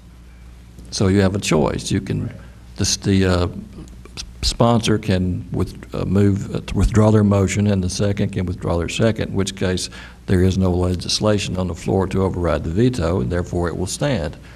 The other choice is you can simply vote on this. If it doesn't get 6 votes, it fails, and the veto stands. But I would say that still leaves you with no resolution actually affirmatively adopting the recommendation that's been presented to you tonight. But what if you get 6 votes to override it, then where would it leave us then? That would leave you with directing the mayor to execute a contract with the Sports Center for the interlocking floor. So you're saying you can't do what you clear this up and come up with a new Yeah, resolution? see, that's what I was. You got to pull the resolution. If we're Yes. gonna do that. That's just So it. we need a new resolution, just clear this up. No. What he's saying is that if we override the veto, then you're gonna end up having to have a contract with this interlocking floor. That's right. Because that's what puts it back to there. That's right. But if we don't do anything, then now you can go on with the hardwood floor. Right. And I think that's what, as I see it, that maybe that's what we need to do. That's what I was thinking in the beginning, because I kept asking the question, what's the legal ramification as it deals with this? Well, it's, Is sports court the same one that's gonna put down the other floor? No, it's not the same one. actually, it's a two-part question. The first part is if you don't want to proceed with Sports Center, or Sports Court, excuse me, either the veto must be upheld by either withdrawing this resolution or voting it down. But then you still have to approve the contract with the other company for the wood floor. But we'd have to have a new resolution to do that. Correct. Well, they're gonna bring the contract back and stuff. From the commission. Didn't Ms. Alfield say at the last meeting, actually, that contract should go through my commission after y'all just approve the money and give it to the commission, and it would be up to my commission to enter into a contract with it. We just said, right, we supplied the money, I think. Right. So it's not even up to the council to approve If the the, contract. if the commission sanctions the bids that were taken by the administration, if they say, well, this is what we want Mr. Matthews and administration to do, if they sanction that through your commission by a vote, then you can do it that way. You can authorize him to do that. Correct. Yeah. That's why I think the explanation when you explain why the veto, the action that was taken and why. So, keep in mind, the administration was directed by the council to renovate Chester Hines and the Merle Center. Again, It you still said we need to goes through. rescind the motion and the second. Yes, sir. If you want to, if the objective is to award the contract to the company which has the wood floor, the veto must stand, and then you would simply be appropriating the money to forward to the Parks Commission to execute this contract they're going to enter with the new company for the wooden floor.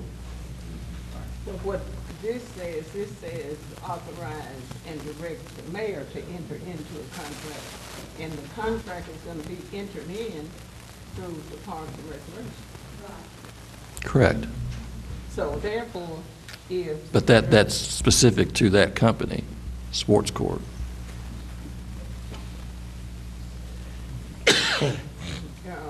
no, but I'm saying the wood floor would go through the commission. Yes, ma'am. So this would be null and void if what we need to do.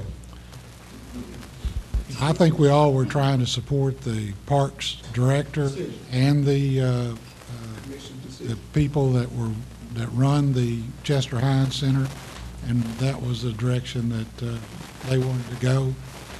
I'd recommend, Ms. Walker, that you rescind your second and take back your motion and let it die.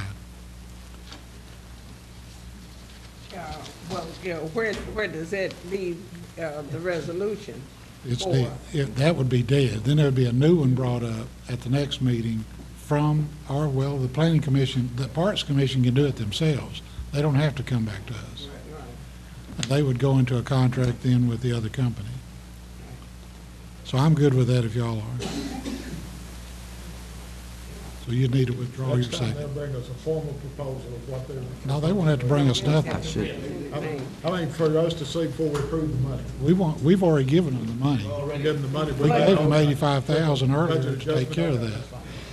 But it's still legally if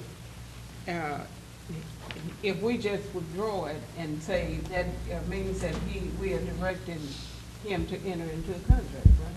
No. Since he vetoed it, right now its status is it's dead. The original There's no one was dead, contract. and then the veto takes no place. Until we override. The new resolution is gonna be written. No, a new resolution will not be written. Well, they're gonna have. They'll just vote to do it, and approve a contractor to do it.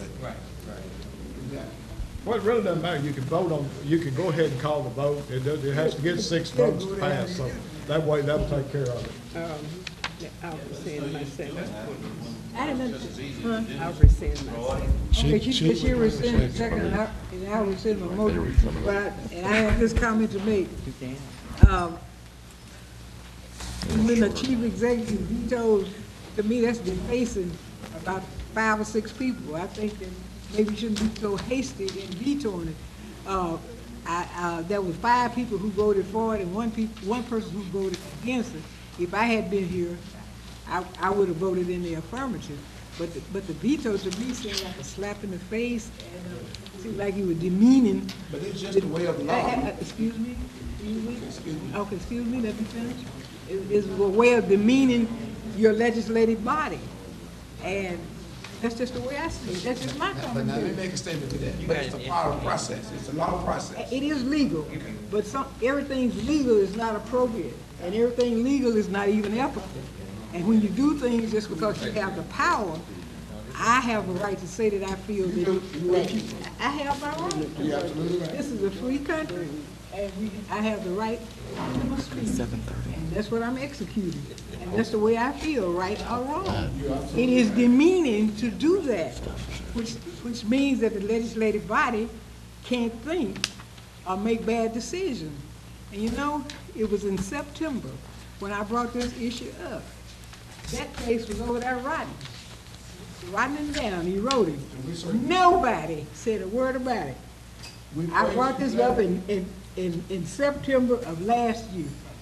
It is June, and it's still not finished. No, don't need no praise.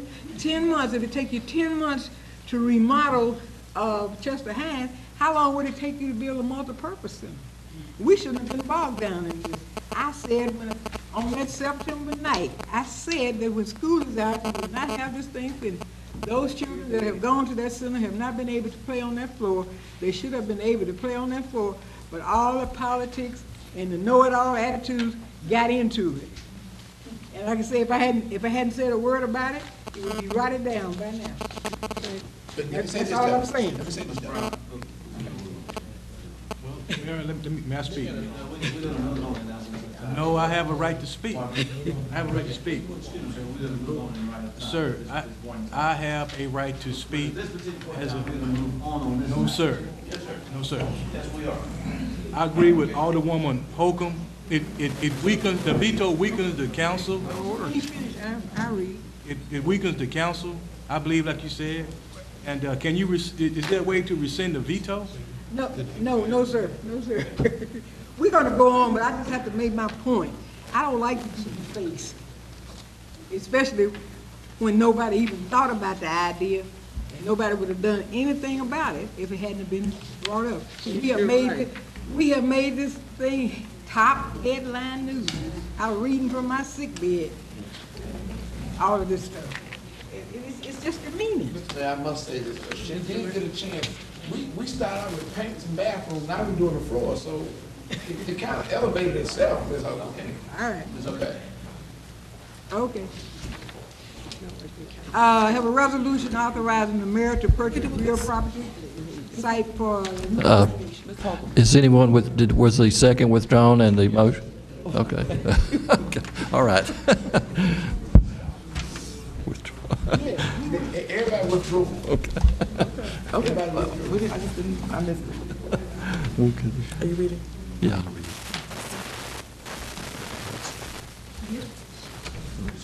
So, yes, I will. We have a resolution authorizing the mayor to purchase real property site for a new fire station. Whereas after deliberation of the Fire and Emergency Services Department has identified the best location for construction of a new fire station to serve the community, and council approval is needed to complete the acquisition.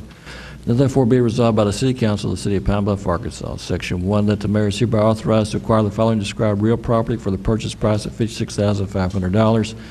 A legal description is provided. The mayor is further authorized to pay reasonable closing costs as part of the transaction.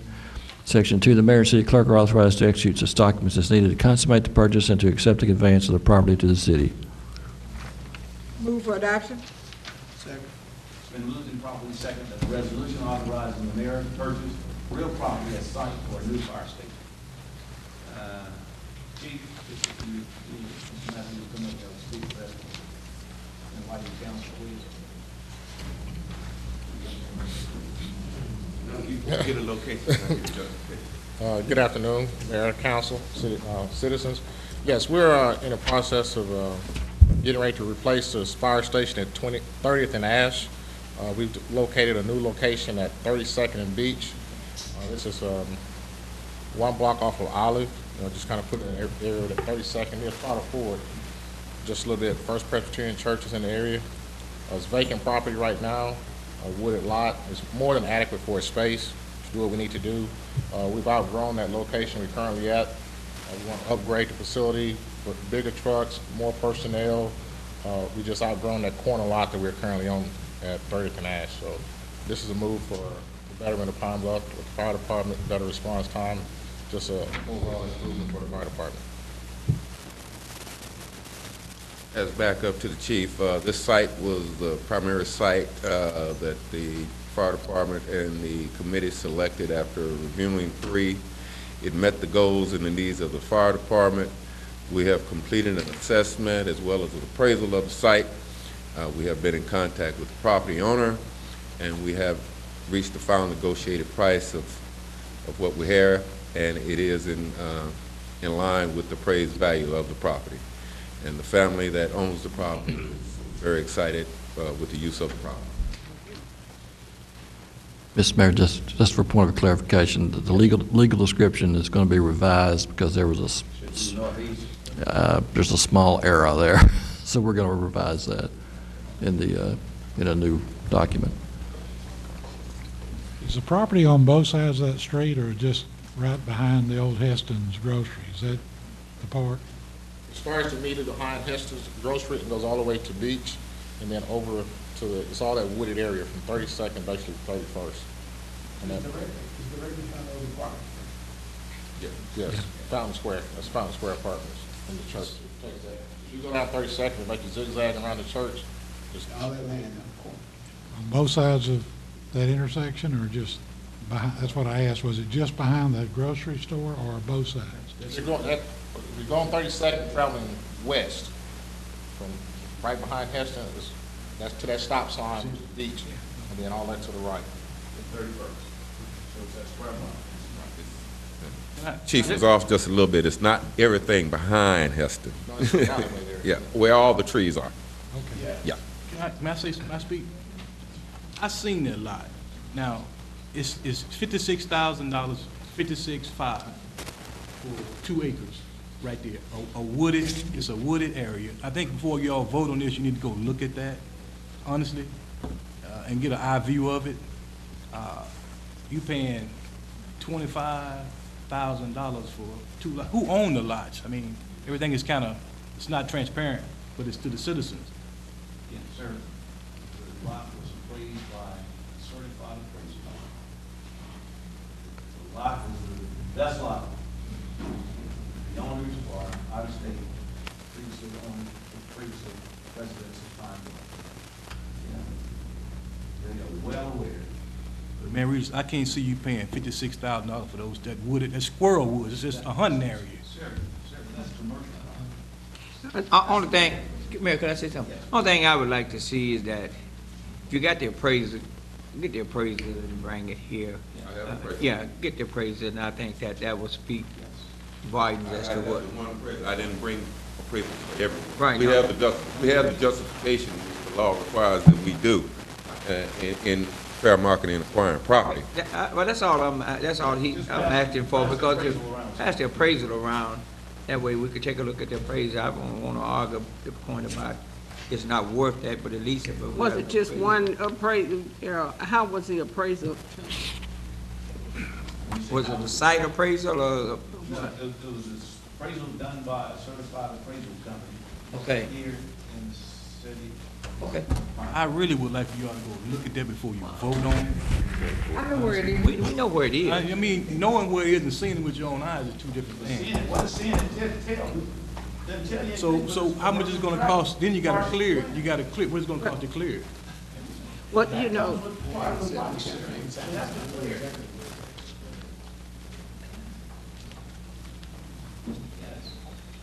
Now, I'm for the fire department, don't get me wrong. But I've seen that. I would like to say this, that it's listed at the courthouse for $20,000. And apparently that it's losing value because I believe it was in 99 that it was listed as 27, and now it's listed as 20. And also, Is that the assessed value, ma'am? yes. Okay, this is the And, market value that we're looking well, what is listed as at the courthouse is 20,000. Right. And also, to me, there, from what I could understand in talking to the people at the courthouse, and what it says here about the individual and others. So apparently it's air property. So I think that, we need to not be so hasty with this until we find out about all the heirs signing and the cost and everything, because if it's listed at the courthouse as 20,000, and then we're gonna pay 56,000 plus closing costs, I don't know what, Alderman Steps, what is closing costs? Well, the closing costs, it has to do with the, who's selling, and that was gonna be my question. We got the appraiser here from Lawnsford, who is a residential appraiser, and this is commercial property. Who's selling this property? Who's the real estate? There's no agent. There's no agent? We approach the property owner. It is in a trust. Okay. I have spoken to each and every family that's on the trust. Okay. they all. I was just concerned, I didn't want that Luxor be the one doing the appraisal and then they were the real estate agent also. But I could, if it's even as an air property, the title company will make sure you got a clear title, to the property. So I'm not that much concerned about that as I would be, if this the same appraiser was the same real estate person that was selling it. I understand, but before what we are doing here, we are authorizing the purchase of it. And these people, I guess, that they have spoken to them, but speaking and getting something signed off from all the heirs is a total different thing. Ms. Walker, we can assure you that's what's taken care of. They have legal representation. Well, you know, if it had been attached to this, you know, maybe I think that we are bright enough that we could understand. But no money will exchange hands until you have those contractual arrangements signed. So I can understand if the money has exchanged hands, but no money is going to exchange hands because everything will be handled through the closing of it. Well, you know, first of all, I can't understand it because I don't know whose ward is that, Glenn and well, ward is that. But none of the aldermen participated in the selection or anything. Now, apparently, just a minute, no, the fire department don't have the money. The fire department don't have the money.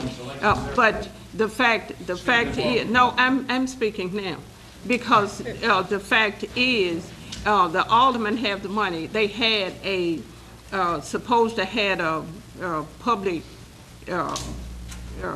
forum or something, which I guess is law. And none of the council members were invited to that. Nobody know anything about it. Am I correct? It was put on the agenda. I don't know if it was a personal contact. I can't say that. It wasn't put on what agenda? When we went before the planning commission, it was. When we went before the planning commission to make sure that we were within our rights to be in that area. Okay, but that's not what I'm saying about the planning commission. The alderman in that area at least should have been notified. When you had the public hearing, the alderman should have been notified. I don't know if anybody was at the public hearing. Published in the paper? My understanding was. The planning commission was public hearing. Okay, the planning commission was. May I speak? No, that's not the public hearing. May I speak? Yes, ma'am. Okay, you're saying it was in the paper, and granted it was. In what she's saying, in years past, department people, say for instance, I'm chairing public safety. In years past, department heads would keep you informed. They didn't ask you that much for your opinion, but what she's basically saying that we are always left out of the loop. Not that we're supposed to go out and make the selection, but we should be in the loop. I remember when I chaired public health and welfare, I was able to go to Dallas when Mr. George Cooks went down there to look at a bus. I was chairman of that committee. None of that ever happens anymore. It doesn't happen with the department heads. We're not involved. But in years past, I was involved. Now, I've had my traveling time. It's time for them to travel. When I was chairman of community development, they made it possible for me to go places as being chairman. But in the late years, it seems that they think that the council want to take over something. Well, no, we don't want to take over something, but we need to be involved. Don Sampson, as bad a rap as he's gotten in the past, I traveled when I was chairman of his department. He made it possible for me to go places. And I'm not trying to go anywhere because I'm not as mobile as I used to be.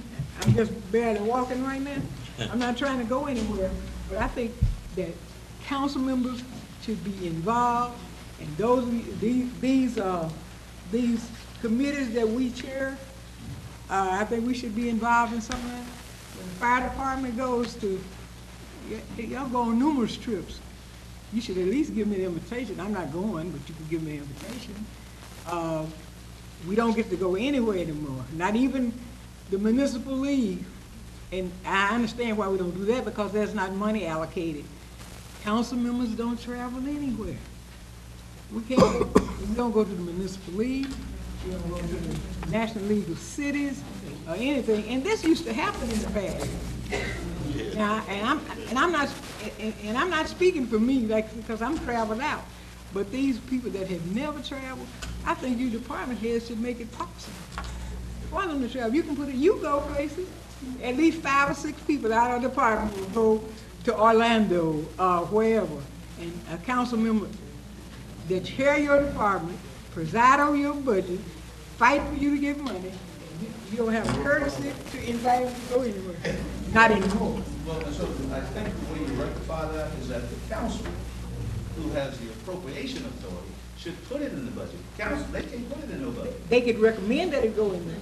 Well, but the fact is, y'all put it in there. They can recommend it. You know, if they want to recommend it, they can recommend it. Okay, but the council must put it in there. When Donald put that money in his budget, his travel, he invited me to travel as a chairperson. Yeah, but that's possible the situation, but, you know, it's been cut so by the federal government. They don't have money to do anything. All I'm saying that there's no respect of council members, and I'm not trying to get preferential treatment, and I'm not trying to go anywhere, because I've been all over. Yeah, but I think And the too council tired to should go. do that. Put money in And too the tired to budget. go. Put money in the budget in order to have that But we taken care can't of. even go. Well, first of all, it doesn't take money in a budget to go to 32nd and Beach Street. And the council wasn't invited down there. And never invited. Nobody know anything about it, and this is not on the fire chief. I'm not on him because he's not the one building the fire station. And Mayor, may I speak? Just one second, one thing, keep in mind, so you'll realize that there is a task force committee that works with the project manager. And the recommendation comes from the project manager, people that the council hired. The firm that the council hired is the one that went out and made the recommendation. Now, I'm not sure if Chief Howell, as much as this has been talked about, I'm a little baffled over why nobody has been out there. We're baffled too. You know, I'm just a little baffled because it's just a situation. Let me suggest this. You probably should schedule a time to take any of them out there, you know, as soon as possible so they can look at it and see it, because it's absolutely just a tract of land. And keep in mind, this is a policy decision that's been made here. This is a policy decision that's been made here. So, go ahead, Shane. One thing I'd like to add, like I said, we've been dealing with this process for some time now. But keep in mind, when we're selecting the fire station, we can't just move it to any location. We're bound by our coverage area, so we have to stay within a certain area. And we looked at other options as to where we possibly could locate it, and this came back as the best location for us for a number of reasons. It was in the coverage area, it was vacant property, we could continue service at the existing station until this one was complete. It would allow us to have a drive-through station that we don't have, where we have to constantly pull out the street back into the station. So this property is just a plus for a number of reasons, and we wanted to move forward, but we had a process to go through with the project manager and things of that nature. And I apologize if you didn't get contacted or kept in the loop on my behalf, that I may have reached out to you better, but all of this is for making all of us better and have a better delivery of service when it comes to fire service, because it's needed. I can't say it enough, but like I said, if anyone wants to be brought up to speed, go out and look at the property, I'm more than welcome to go out and educate you as best I can on how we got to this point. Planning Commission has approved it. Yes. It's an RMF 12 multifamily use. Is that okay to put something like this in? Okay. You know, I don't have a problem with, I've worked with you all, am I right, Sean? Correct. It's just the price of that land, $25,000 an acre right there on 32nd and Beach, right there in front of Fountain Square. I looked over my packet Saturday. I'm speaking now, Mayor. I'm speaking. And I went out there, I understand. Is what you have to be abreast of. That's what we're trying to see. See, based on land within that particular zoning, that is the market value of the land. I understand what you're saying. I went out there Saturday evening when I went through my packet and was reading on my agenda. So that's my first time seeing it and hearing about it this past Saturday when I looked at my packet. Mr. Mayor, Yes, sir. do you know approximately how far it is from, I think you're on 30th and Ash now? How far is it from 30th and Ash to 31st and Beach? I think that's what you're saying. 32nd. 32nd. And I understand that you have to find some land within the area because we're servicing a fire station a certain area. All fire stations service a certain area, so it's very hard to find what you're looking for. You almost on a perfect piece, it just has to be cleaned out. That's what you're saying. Correct. I don't have the actual mileage, but when we reached out to the insurance service organization, ISO, and it kept us within our coverage, so it wouldn't impact our insurance service organization. They govern the rates of the insurance. And we're currently class 3, trying to go to 2, but this would not negatively impact our coverage area. That was the main goal, to relocate within your coverage area that did not negatively impact your service. So that was the main goal, to stay within that goal. They came in and gave us okay that location would meet those requirements. As I understand it, I think what the council is concerned about, I don't know if we're concerned about the cost. Cost. Or are we concerned about the fact that we're not being notified? Both. Both.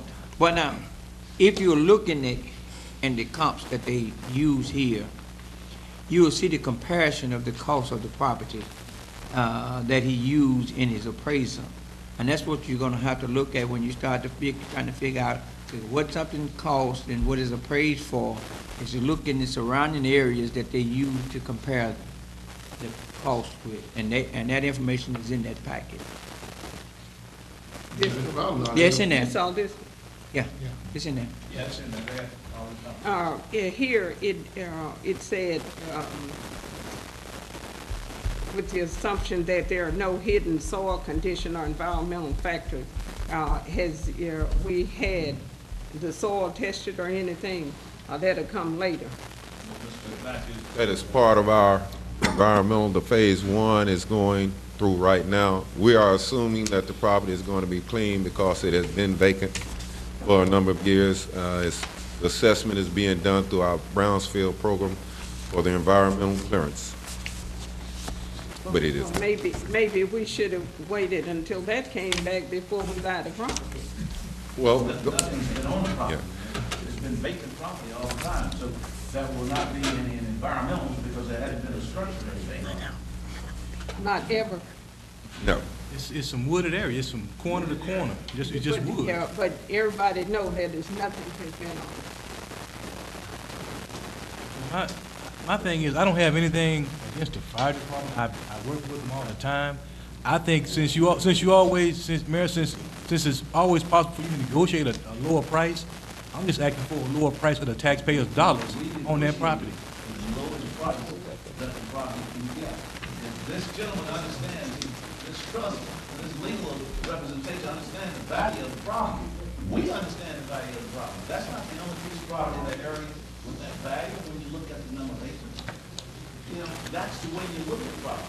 Let me assure you, the due diligence has been done on the property. We wouldn't be here if it had not. Mayor, might I add that the location of this station is in a heavily populated area. The availability of the land that's required for the fire station is limited. Of those areas that are available, this is the most desirable spot for the fire department for their certifications and response time. Understand that. It's just, if you look at y'all take the time and go look at the property, it's the cost of that land right there. We have to consider the people that already, look this thing over. I know the availability of land to put a fire station is not that many places in that area. So the market price is probably that. Absolutely. $25,000 an acre right there in that area. Well, you got 2 real estate people. Okay. It's king. Ms. Walker, we getting ready to have our vote here, please? Al Wood?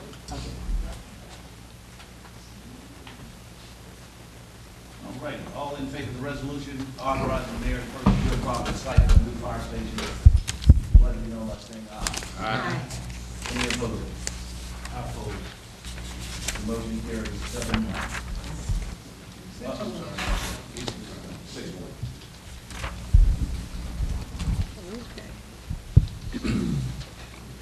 I have a resolution authorizing and detailing projects to be funded from the 2012 City of Pine Bluff bond issue.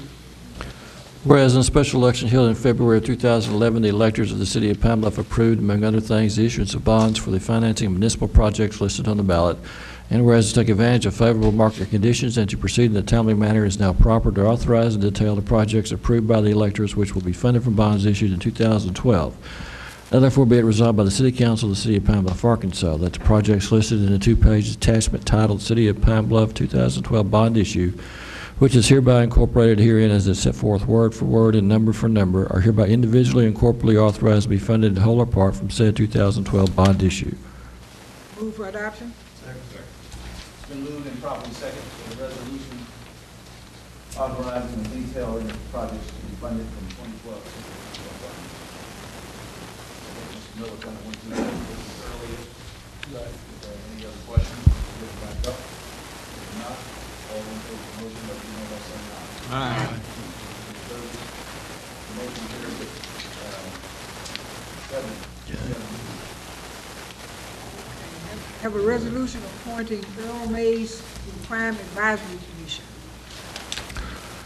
Whereas the City of Pine Bluff is reactivating its Crime Advisory Commission established pursuant to Section 2-221 through 2-223, whereas all positions of the Crime Advisory Commission are currently vacant and should be filled in accordance with Ordinance 6372, and whereas Alderman George Steps has selected Earl Mays as his appointee to serve 4 years on the Pine Bluff Advisory Commission, subject to council approval.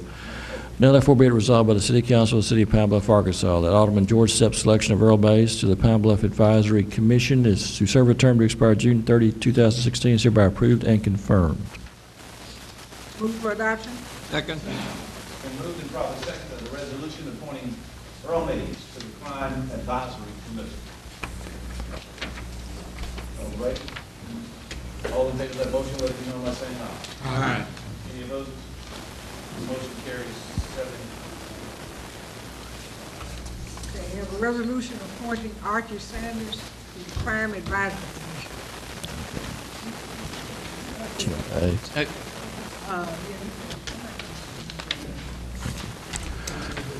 Whereas the City of Pine Bluff is reactivating its Crime Advisory Commission established pursuant to Sections 2-221 through 2-223, and whereas all positions on the Crime Advisory Commission are currently vacant, should be filled in accordance with Ordinance 6372, and whereas Mayor Carl A. Reedus Jr. has selected Archie Sanders as his appointee to serve 3 years on the Pine Bluff Advisory Commission, subject to council approval. Now therefore be it resolved by the City Council of the City of Pine Bluff, Arkansas, that Mayor Reedus' selection of Archie Sanders to the Pine Bluff Crime Advisory Commission to serve a term to expire June 30, 2015 is hereby approved and confirmed. Move for adoption. Second. It's moved and properly second for the resolution appointing Archie Sanders to the Crime Advisory Commission. Any questions? I have a question. How was those years determined as to what they're going to serve? Because I like when mine, the young lady. Ms. Conway, you come answer that, please, ma'am?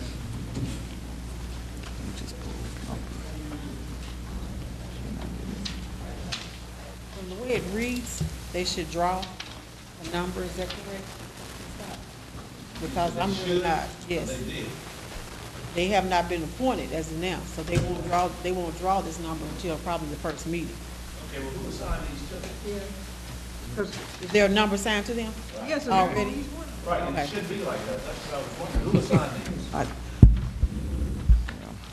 these? What I did was I just drew the numbers, put the numbers in a pot, in a bowl, and we drew the numbers out to match the. But that's something they should do at that first meeting. Okay. Yes. So if we would, we would strike all those out and allow the commission itself to do that. I should have been quiet because mine had 5 years. So you should be quiet. But in fact, they have to do that. Maybe. We will, Ms. Conway, if you would, work with them at that first meeting, Yeah. to make sure that that's one of the processes that they take care of. Okay.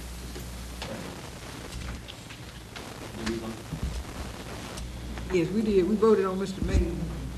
We have voted on Sanders We yet. have voted on Sanders. All in favor of the appointment, let it be known by saying aye. Aye. Any opposed? The motion carries 7-0. We have a resolution appointing Thomas Brown to the Crime Advisory Commission. Whereas the City of Pine Bluff is reactivating its Crime Advisory Commission established pursuant to Section 2-221 through 2-223, whereas all positions on the Crime Advisory Commission are currently vacant and should be filled in accordance with Ordinance 6372, and whereas Alderman Bill Brumman has selected Thomas Brown as his appointee to serve a term on the Pine Bluff Advisory Commission subject to council approval. Now therefore be resolved by the City Council of the City of Pine Bluff, Arkansas, that Alderman Bill Brumman's selection of Thomas Brown to the Pine Bluff Advisory Commission is hereby approved and confirmed. Move for adoption. It's been moved and properly second that a resolution appointing Thomas Brown to the Crime Advisory Commission. All in favor of that motion, let it be known by saying aye. Aye. Any I opposed? just want to know where's Thomas Brown. Huh? I just want to know where's Thomas Brown. I thought it was the attorney out of Whitehall. He said it wasn't him. He said about 4 of them here. So I don't know him. There's a detail of all of his credentials right there. I just want to know what he looked like. I had him on. Use bid, please. On Southeastern Gravers over Okay. 2nd Street. I mean, that's all. I just want to know who he was. I got the man. I got He lives in 3rd Ward. You need to get to know him. All right. I thought it was Motion carries. Go on, Ms. Oakley. A resolution appointing Dana Calloway Smith to the Crime Advisory Commission. Whereas the City of Pine Bluff is reactivating its Crime Advisory Commission established pursuant to Section 2-221 through 2-223, and whereas all positions on the Crime Advisory Commission are currently vacant should be filled in accordance with Ordinance 6372, whereas Alderman Irene Hopem selected Dana Calloway Smith as her appointee to serve on the Pine Bluff Crime Advisory Commission subject to council approval.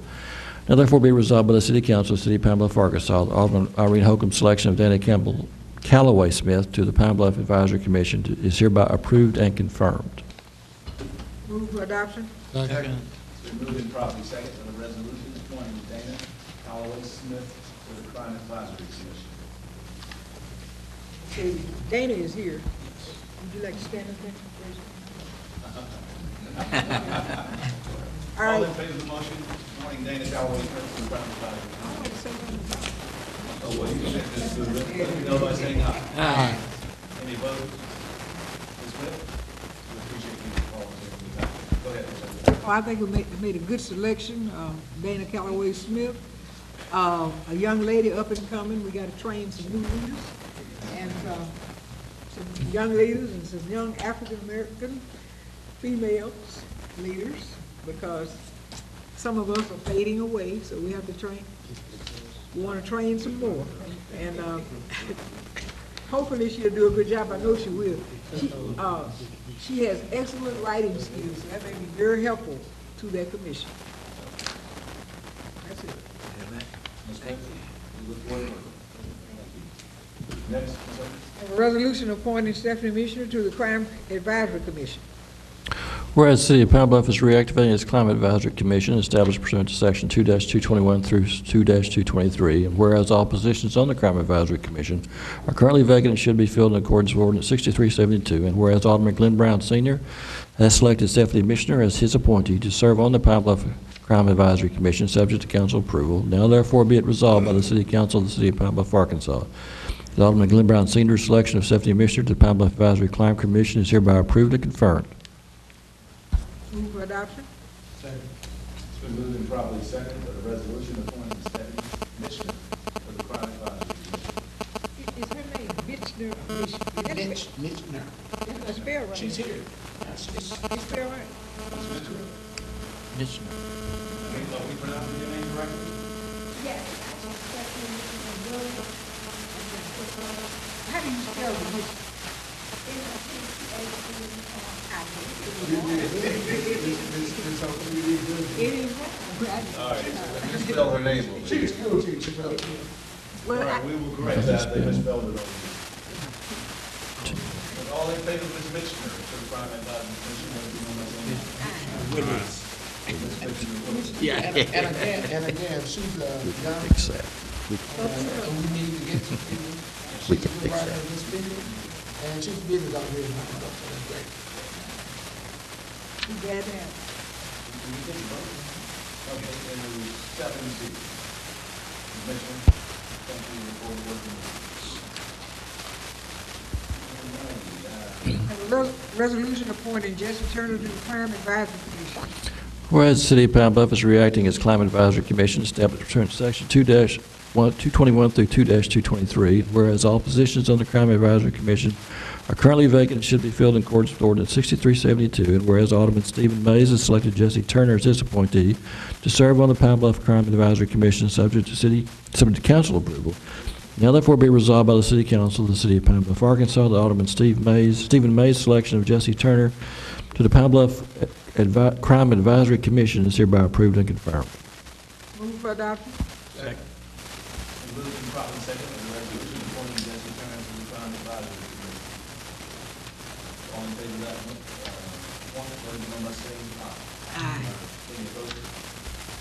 Motion carries seven. We just waiting on the question, but go ahead. That's all right. Oh, question, I gotta ask questions. Hearing none, all in favor of the motion, let it be known by saying aye. Aye. Any opposed? The motion carries 7-0. Ms. Oakley. Have a resolution appointing Lee Meadows to the Crime Advisory Commission. Whereas the City of Pine Bluff is reactivating its Climate Advisory Commission established pursuant to Section 2-221 through 2-223, and whereas all positions on the Crime Advisory Commission are currently vacant, and should be filled in accordance with Ordinance 6372, and whereas Alderman Charles Boyd has selected Lee Meadows as his appointee to serve on the Pine Bluff Crime Advisory Commission, subject to council approval. Now therefore be it resolved by the City Council of the City of Pine Bluff, Arkansas, that Alderman Charles Boyd's selection of Lee Meadows to the Pine Bluff Crime Advisory Commission is hereby approved and confirmed. Move for adoption. Second. Been moved and properly second, that the resolution appointing Lee Meadows to the Crime Advisory Commission. Hold on for discussion. I think there should be a differentiation because even there, Lee Meadows Senior and Lee Meadows Junior, so which one is which? Third? Yeah. Okay. So I just think that should be added, that it's the third. Okay, Lee Antonio Meadows. Lee A. Meadows. Oh, he Lee A. Meadows, Okay, Lee A. Meadows, if you would, Joe, with that, and maybe if you would file, you say it is the third? Yeah. They are not. Make, if you would, make it. They are not, because when we did the street, the elderly, Was not seen. he's, Lee V. Meadows. Right, And the other one is Lee A. Meadows. right, right. They just had Lee here. I don't know what this is, let me see. Lee A, Lee Antonio. Okay. Well, they just had Lee there, so I didn't know. I'll give you a junior there. Yeah, Lee A. here. Yeah. Okay, but if you would just please find out, let Mr. Okay. Fix that. Scott know. Yeah. Okay, did we vote on that? All right, all in favor of the motion, let it be known by saying aye. Aye. Any opposed? The motion carries 7-0. A resolution appointing Doug Smith to the Crime Advisory Commission. Whereas the City of Pine Bluff is reactivating its Climate Advisory Commission established pursuant to Section 2-221 through 2-223, whereas all positions on the Crime Advisory Commission are currently vacant and should be filled in accordance with Ordinance 6372, whereas Alderman Wayne Easterly has selected Doug Smith as his appointee to serve on the Pine Bluff Crime Advisory Commission subject to council approval. Now therefore be resolved by the City Council of the City of Pine Bluff, Arkansas, that Alderman Wayne Easterly's selection of Doug Smith to the Pine Bluff Crime Advisory Commission is hereby approved and confirmed. Move for adoption. It's been moved and properly seconded that Doug Smith be appointed to the Crime Advisory Commission. Smith is here. Floor is open for discussion. Hearing none, all in favor of appointing Doug Smith to the Crime Advisory Commission, let it be known by saying aye. Aye. Any opposed? The motion carries 7-0. Mr. Smith, you look forward to working with you, sir. You've been here since 4 o'clock. Oh, yes. Have a resolution appointing Gene Payton to Crime Advisory Commission. How do you pronounce that? Painting. Whereas the City of Pine Bluff is reactivating its Climate Advisory Commission established pursuant to Section 2-221 through 2-223, whereas all positions on the Crime Advisory Commission are currently vacant and should be filled in accordance with Ordinance 6372, whereas Alderwoman Irene Thelma Walker has selected Gene Payton as her appointee to serve on the Pine Bluff Crime Advisory Commission, subject to council approval. Now therefore be it resolved by the City Council of the City of Pine Bluff, Arkansas, that Alderwoman Thelma Walker's selection of Gene Payton to the Pine Bluff Crime Advisory Commission is hereby approved and confirmed. Move for adoption. Moved and properly second, that the resolution appointing Gene Payton to the Crime Advisory Commission. Any questions? Hearing none, all in favor of the motion, let it be known by saying aye. Aye. Any opposed? Motion carries 7-0. Have a resolution providing for placement of costs of correcting certain nuisances on tax books and illegal taxes and collected as such. Whereas ACA Section 14... I don't have an amendment. Moved and properly second, the resolution providing placing costs and correcting certain nuisances on the tax books and illegal taxes and collecting as such. All in favor of that motion, let it be known by saying aye. And then take that out. Any opposed? Motion passed. I have a question. On these amounts, what are these, tear down of houses or what is it? Tax Because on they're a lot of money for weed, so I was wondering what are they? It said taxes. But I was wondering that myself. Maybe we shouldn't vote on it until we find out. Because this is an awful lot of money. Here's one is $4,000. The other one's over $3,000. We have several here over $3,000. And we have one here for a gentleman that has. But they said it's on the books as delinquent taxes. Delinquent taxes? Yeah. Real estate taxes. And we are voting on taxes? No, this is presented to us every month. Yeah. Yeah. Every month. No,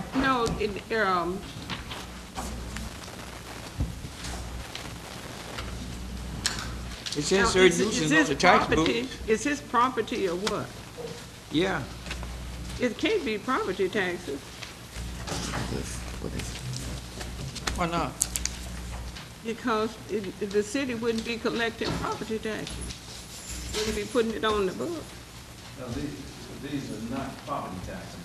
These are expenses that were incurred. That's what I just said. You said they were property No, I taxes. never said they were property taxes. And so the expenses are incurred how? That's what I want to know. They incurred from cutting grass, they incurred from tearing down buildings, they incurred from demolishing houses. That's what she's asking. Yes, that's what I'm saying, they are, that's where they are from. Yes, this is a Right. lien that goes down to the tax Right. office, real estate tax office, and they collect it as taxes. I know what a lien is, but when you were saying taxes, it was taxes. When I asked, what was it for tearing down houses? That's what I asked. Right. Because here, like it has lots, and some have locations, and I just wanted to know this amount of money against a person's property, what was it about? It could be, I think, Mayor, if I'm not mistaken, it's several years worth of accumulation, you know. That's an awful lot of accumulation for $4,000. No, that's probably not accumulation, that's probably what we are putting on for demolition. Oh, but the property has not been demolished yet. No, that's probably has been demolished. We paid some. But I tell you what, we allow the individual that can answer it to leave, so we'll make sure when it comes up next time that they address any particular one that you might have. Well, But that's my understanding of what it is. well, I'm gonna wait till the next time to vote, because I vote no. All right, all in favor of the motion, let it be known by saying aye. No. Any opposed? Is that a no, Ms. Walker? Yes, sir. That's 6. Motion carries 6. All right. Okay, I'll entertain a motion. Okay. It's been moved and properly seconded to adjourn this meeting.